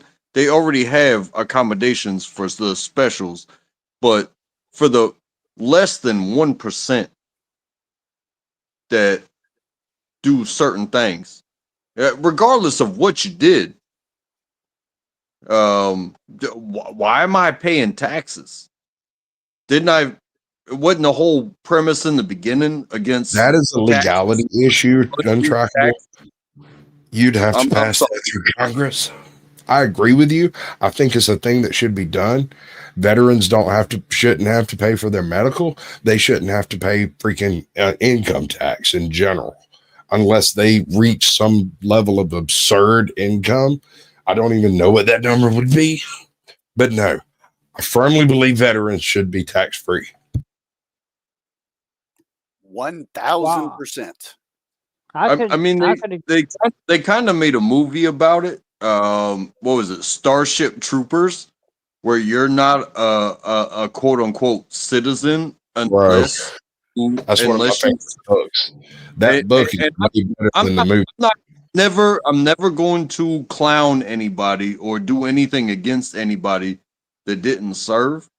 However, you know, you're gonna sit here and say that we love our veterans, but then when we work for you, hey, they even tax the active duty. So it makes no fucking sense to me. There's no benefit to those who get no benefits. You know what I mean? I 1,000% agree with you, and I also agree with you that me, a dude that has just played guitar and jacked off his whole life, yeah, and you served his country, yeah, you should have better shit. Better benefits. It's simple. It's just as simple as he's saying. It is exactly as simple as he's saying. I wanted to serve. Hold on one second. They already have certain benefits that take place, like Flow State's pointing out in the chat. They already have 4 years, and you get free health care, free college, free tax-free lower interest rates, and what else? Income tax. I'm not saying veterans in general. I'm saying those who are commendated, those who have done specific above and beyond the Call of Duty things. I think that should be an additional incentive to incentivize the bravery of our troops. The guy who ran the motor pool and was never under fire, Todd, these guys are not the people that I'm talking about. And I'm not trying to be a bitch about it. I'm just saying, if you've been in combat, you got the fucking braid, you got the blood stripe, and you go home and then you pay 33% of your fucking gains to the government that you served and risked your life and lost your friends serving. I don't think that's too much to ask. I don't think they should have to ask for that at all. I think, if I'm not mistaken, that was part of the original agreement with the Revolutionary Army, is that they would never have to pay anything resembling a T-tax, ever. And that was everyone. I'm just saying the people who perform above and beyond. Those people should definitely get something extra. And not just a beer on Tuesday night. Yeah, so combat veterans. I'm not even talking about those that did extra. I'm talking those who weren't drafted. If you were drafted and something happened to you, they better take care of you for the rest of your life. But in this modern thing, it wasn't a draft. It was almost a trick. And yeah, you can give me $15,000. And you can give me almost an unlimited college fund because they did the post 9/11 thing. Yeah. But when I decide to no longer work for you, and this country loves veterans so much, bro, I had I had to There's fall more back to it than that, bro. because It's they more to it. hired And it's me on the because downside. I was willing to do anything. And that's what kind of seems sad. But what I'm getting at is this: when the nation was founded and they initially put together their army, they put together a benefits package that went with the soldiers that fought in that war. That benefits package largely included the ability to function and run as a full-grown man in the world without owing shit to nobody nowhere, including Uncle Sam. That carried through all the way up until World War II. In World War I, the combat veterans who came out of World War I, first of all, there was no income tax, but there were county and state taxes. They were exempt from them. And every attempt to make them liable for those taxes was immediately cast down.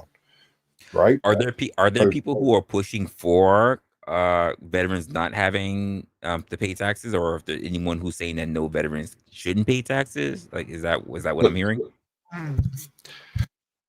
They should be. I don't actually know if anyone is actually pushing for that, but they should be. What I'm saying is, when the military, our military was chartered, its original and its basest paperwork states that these are the benefits that take place from joining this military. This counts for everybody, from the guy in the soup kitchen to the dude out there dodging mortars. Somewhere in between World War I and World War II, around the time the Fed got done and they took us off of the silver standard, actually, that went out the window, and veterans just became another random freaking citizen. And the only benefits they got after the fact was the medical benefits, and then later some of the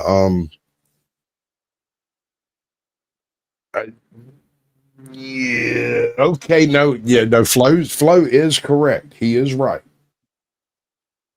Well, I was going to say after World War II, like we bought or we built housing for veterans. After that, we built neighborhoods. Did you ever go and look at how those houses were built? I lived in them.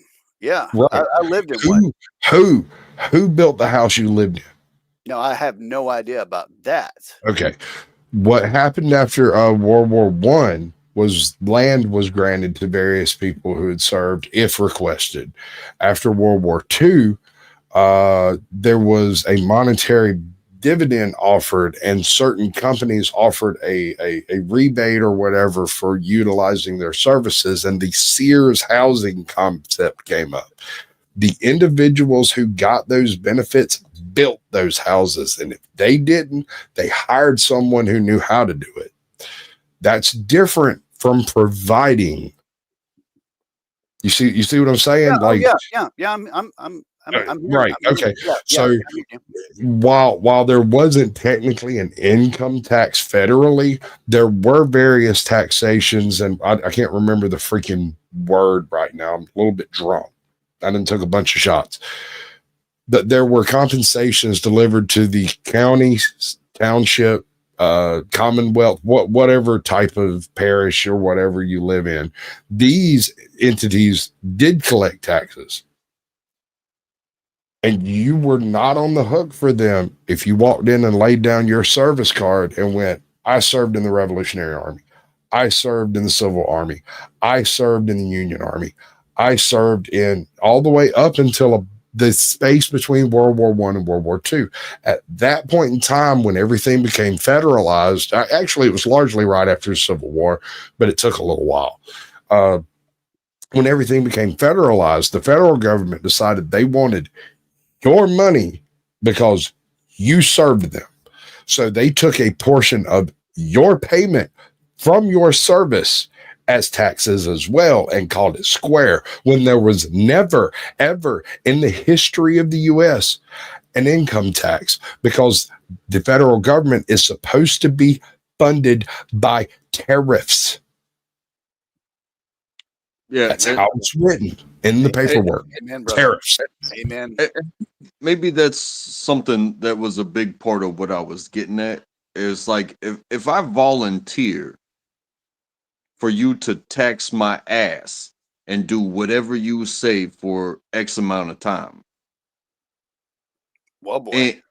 And I will, if I gotta say, if I survive whatever it is that this government decides to send me through, the last thing you should do is charge me money for being what you created for me to be out here and being part of them, because them don't know what we went through, even in the simplest form.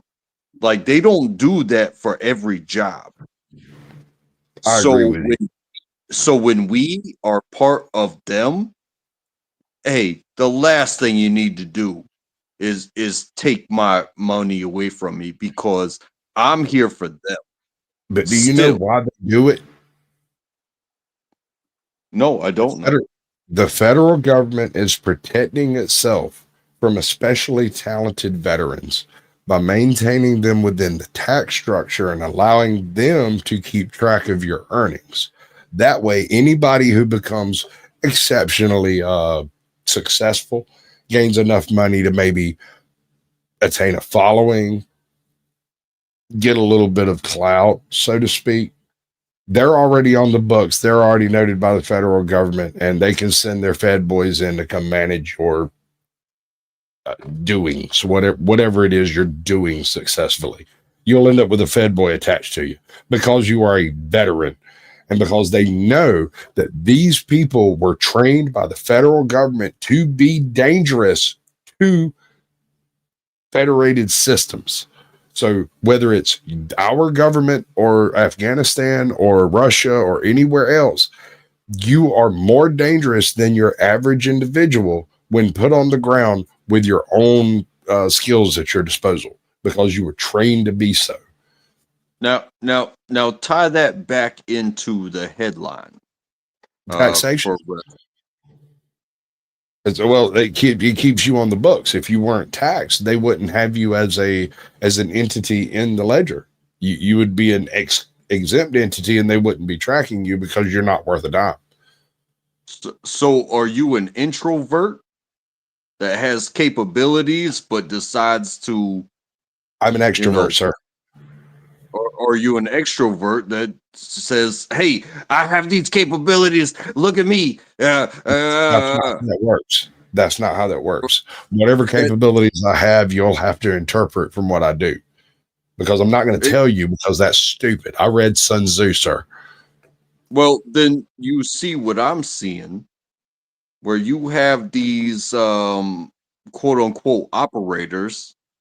I don't know what level they are, but they are putting themselves out there. And then you have people that are other than them. Look, let me ask you this though. Hey, service or not, they are there. You understand that? Those operators that were operators and are now citizens, when they become famous, when they get clout, when they become larger than life, as it were, what happens? What occurs? Do they become famous and then they're lauded? What's his name? Was it Audrey Murphy? Hold on. Do they become lauded as national treasures, or are they? It's just Audie Murphy. Audie Murphy, the dude that had like 37 freaking that guy. All right, so he was a national treasure. He did public speaking events. He was a world-renowned actor who once did a play because a middle school student sent him a letter. He played himself in his own movie. Yes. True. All right. Yeah. This man was so down to earth that every soul who ever met him gave him a good rating in their diary, their private thoughts. He was so wholesome that Captain America is basically based off of him as like a personality, not so much as like the physique. but because Audrey Murphy was not a huge guy. He wasn't big. He wasn't amazing, except that he did everything right down the freaking line by the book and every time, regardless of how hard it was. And that's amazing. But what I'm getting at is this.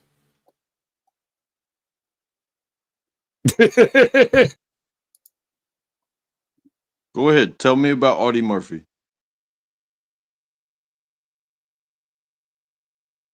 Audie Murphy, being a national treasure and being respected as such, was an exception to the rule. Most people who serve in the military, when they get back, they are tracked by the federal government. They're kept tabs on because the federal government believes they are a risk due to the training they received while in the service of the federal government. That is why when you go to the VA, when you go to any political rally anywhere, you are noted as having gone there and been there. Because when you're at the VA, you're there doing what you do with your medical conditions and stuff. But at the same time, it's something of a public statement that you use the VA in the first place, because some veterans refuse to, and you know why, don't you? Why do some veterans pay for their own medical? Untrackable. I'm asking a question. Yeah, it's because why fuck with them when we can just become normal, quote unquote. No. VA sucks. The answer is what my brother is going through. The The VA VA fucking sucks. sucks. It sucks. My father had to fight for every single thing he ever had done, and it was things that they insisted he had done, but they wouldn't pay for it until he went through the bullshit for them to pay for it and had to prove who he was like 13 times every single time something happened. Homie ain't got no freaking hands. His feet are fucked up. Hey, hold on. Hold on. So sad that they have to fight that much just to get help. As veterans. Yes. It's so damn sad. But you have to be careful, because if you're going to sit here and say that you're special, the last thing you want to do is separate yourself from them and then go back to them. Now that may be who is saying they're special? People need help. That may be a tactic. However, a bigger tactic would be to, hey, I'm gonna separate myself from you, but I'm still watching everything. Who does that help? When you separate yourself from something that has become a problem, you just permit the problem to take place. My father specifically did this because he's like I said, I am the extrovert in my family. He's a very stoic individual. He doesn't argue. He just files the paperwork and you have to respond. And then he files it again because that's how you make things happen in a system. And he is every government's nightmare. He is that guy willing to dot the I and cross the T's and smart enough to do it. And he never gets frustrated. Well, he has the patience of a saint. The patience of the Rock of Gibraltar, bro. He amazes me every time I try to explain some of the things he's been through, and the just unmitigated garbage that the Veterans Affairs people have been. Dang. And he shouldn't have to fight like that. He doesn't even see it as a fight. He sees it as figuring out the proper process by which to make these things take place so that I can tell my VA friends how to make it happen.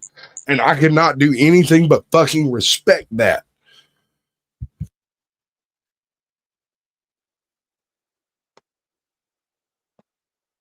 What up, Izzy? It's all pluses and minuses.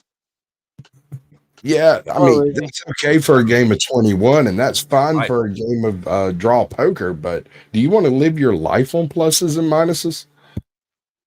I do live my life on pluses and minuses. Okay.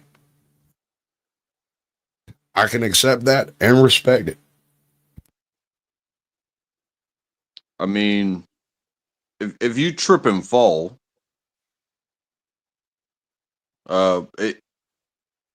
it's a minus if you snap your ankle and you got to go to the hospital, and then you got this long road to go down with treatment and pills or payments or whatever.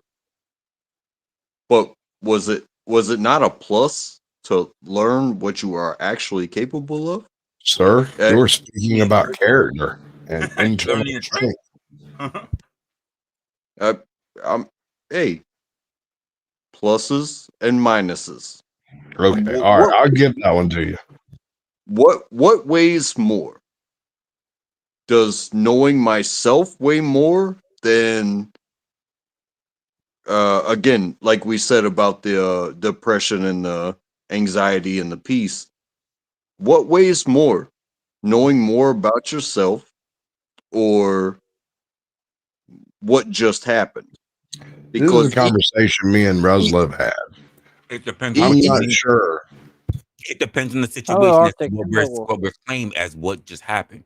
I mean, the same question you could say is this: what's better, knowing more about yourself, or what someone thinks they know about you? But I don't think that matters at all. I don't think what people know about you is as important as whether or not you can know yourself. And I'm not sure self-awareness is a real thing that people can actually achieve.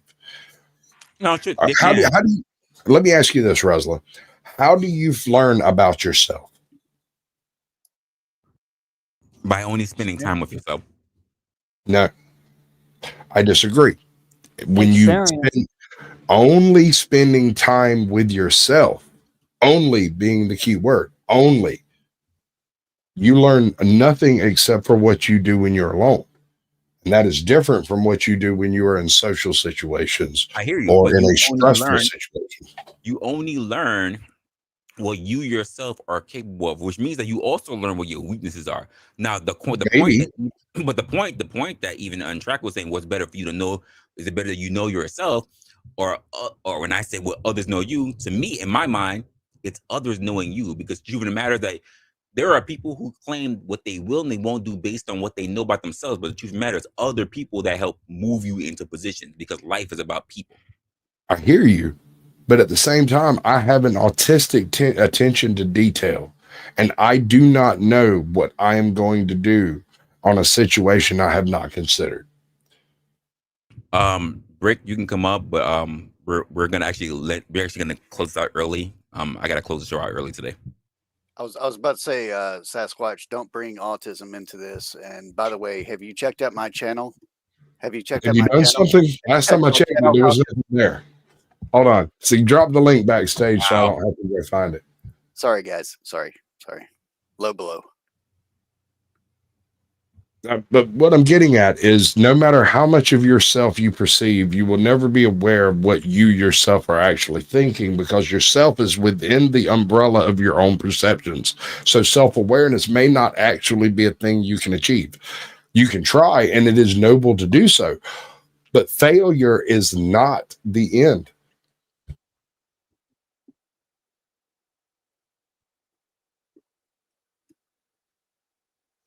Really, I just wanted to come up here and see what it is that why were you guys watching cartoons earlier?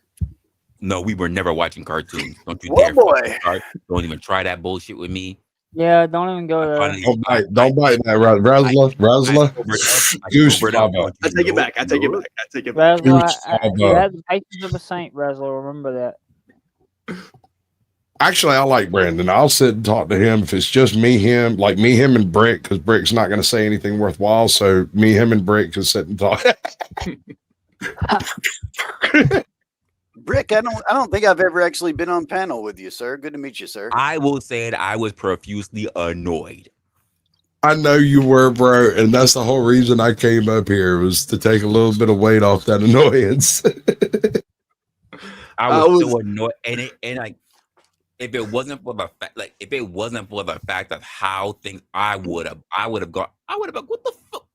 Get the fuck out of here. I was somewhere where I could not chat, but I was watching and I was cracking up, Brody. It's okay, dude. You can say you're at your mama's house. Uh, I'm not going. Listen, folks, you'll hear from me, and if Brandon's watching. Brandon, I've been drinking. Brandon, I wanted to boot you from the panel the moment you interrupted me with that bullshit. I wanted to drop you immediately, ASAP. I'm about 2,000 miles from that location, though.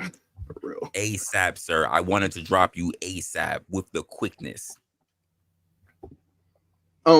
The moment you derailed from what the actual subject was, and we weren't even fucking 10 minutes in, I wanted to drop your ass. In fact, I not only dropped you, I wanted to ban you, sir. Wow. Boy, what boy? That's heavy. That's how annoyed I was. But you know what?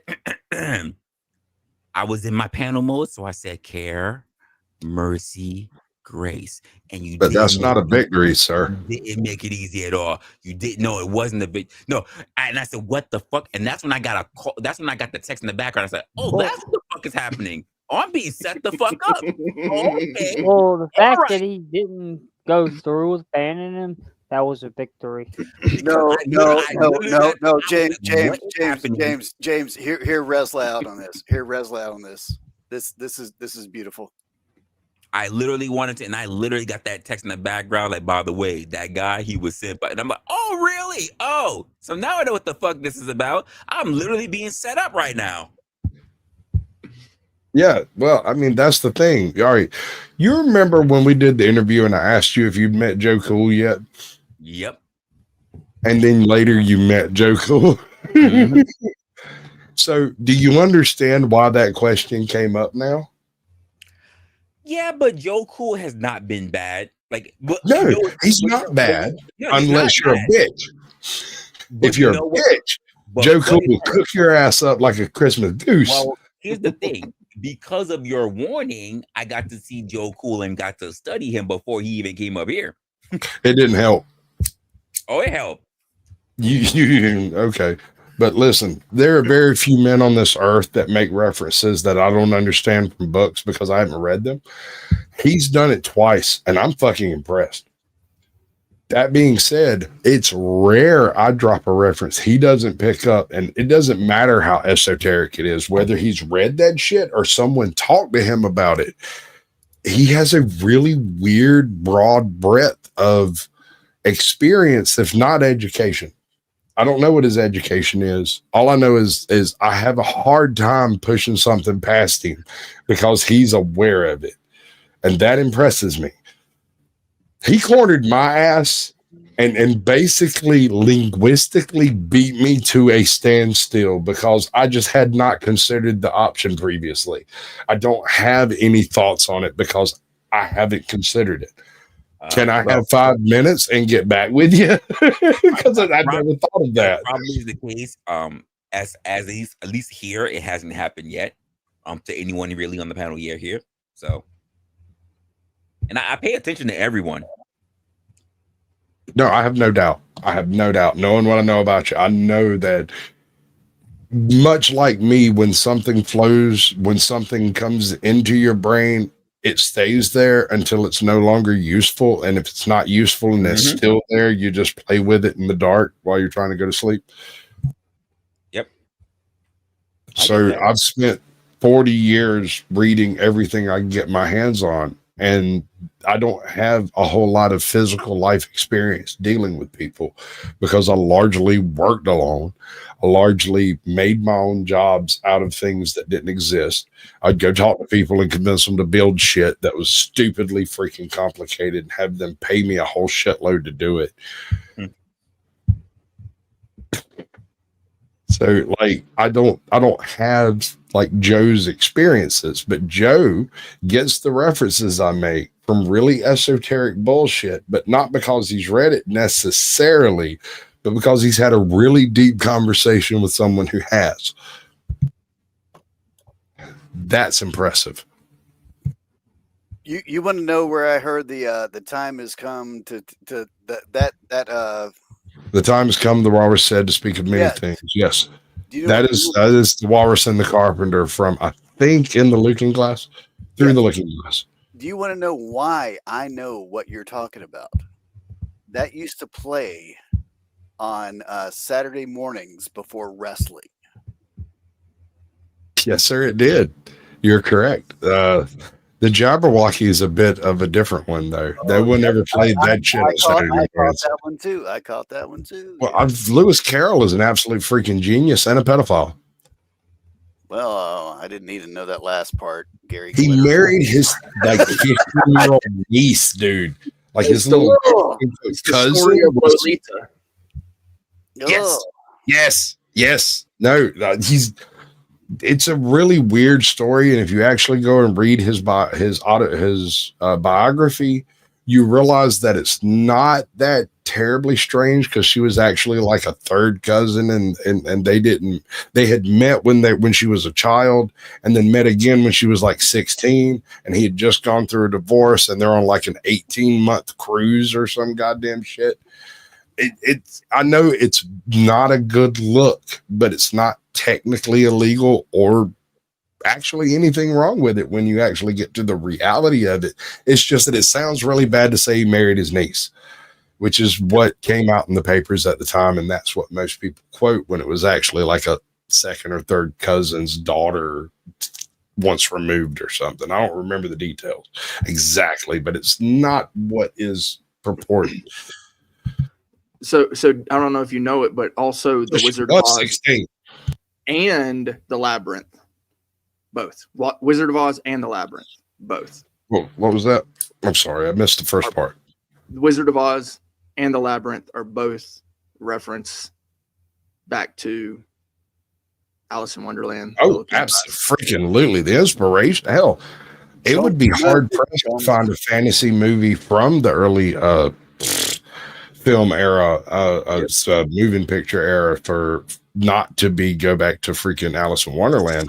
The only other writer that had that much of an influence on film at the time was Jules Verne, and about a third of his works were actually written by other people.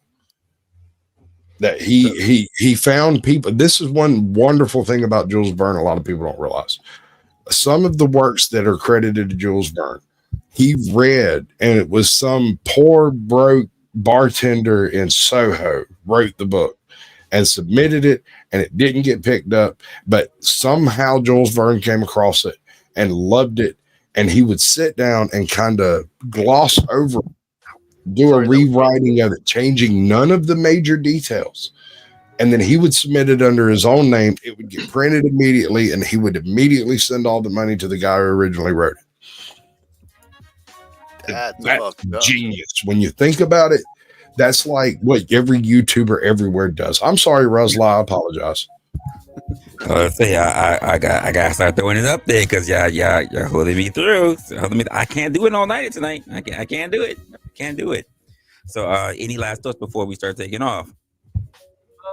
I was wondering if we went over the fact of tips on how to deal with being no new topic. No new topic. No new topic. No new topic. Nope. I am in the stream, sir. But did we go over it and I just miss it? I need to go back and watch it.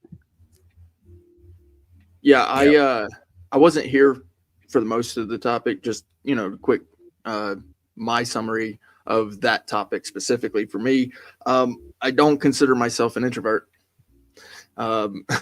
Maybe when I was young, I was definitely introvert, but about the age of 25 or so, I kind of left all of that that ideal introvert, inward stuff. Like, I don't even care. I'd love to ask you questions, but I'm not going to. I'm brutally honest, and that is maybe a fault of mine. As much as I believe things, they could be stupid. Okay. Yep. So, James, any thoughts? Hopefully, the world will understand introverts and help us out with all that, and then we can all get working together and be at peace like we should be. Oh, hopefully, Sasquatch. What do you want? Life lessons? You want introvert discussion, extrovert? If you're an introvert, if you look at yourself And remember, I don't believe you can have perfect self-awareness, so stop trying to do that. That whole all with one thing, that's for a hot dog at Wrigley's Field. What I am talking about is as much self-awareness as you can attain. If you are an introvert, you believe yourself to be this thing, you should try to be the other thing. If you're stuck at home, you're sitting at your computer, you will never find love, you will never find happiness, because happiness is not in your bedroom. It's not sitting on your freaking even if you're the type of person who lays by the pool and does your thing and you're stupid wealthy or whatever with your iPad, Izzy, I'm just saying, you will never find happiness, love, or adventure sitting by your freaking self at home. If you are an extrovert and you spend all of your time away from your place of solitude and safety, you will never figure out who you are. So if you're an extrovert, go home, sit down on the pot, take you a big fat dump, think about yourself. I And if see. you're an introvert, go out, do something you love doing in public, and you will find the rest of your life there. I see. Last but not least,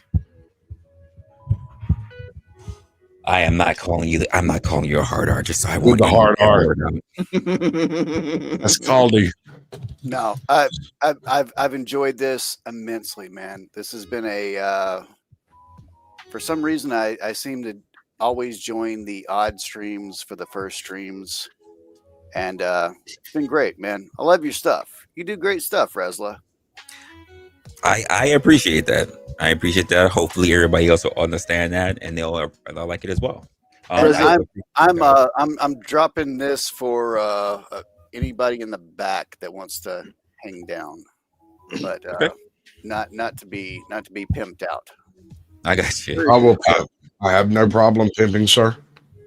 I'm gonna do a quick drop back for you guys, so I can just talk to the chat real quick. And Glad I didn't miss the cartoons. Yeah, nah, fuck that. All right.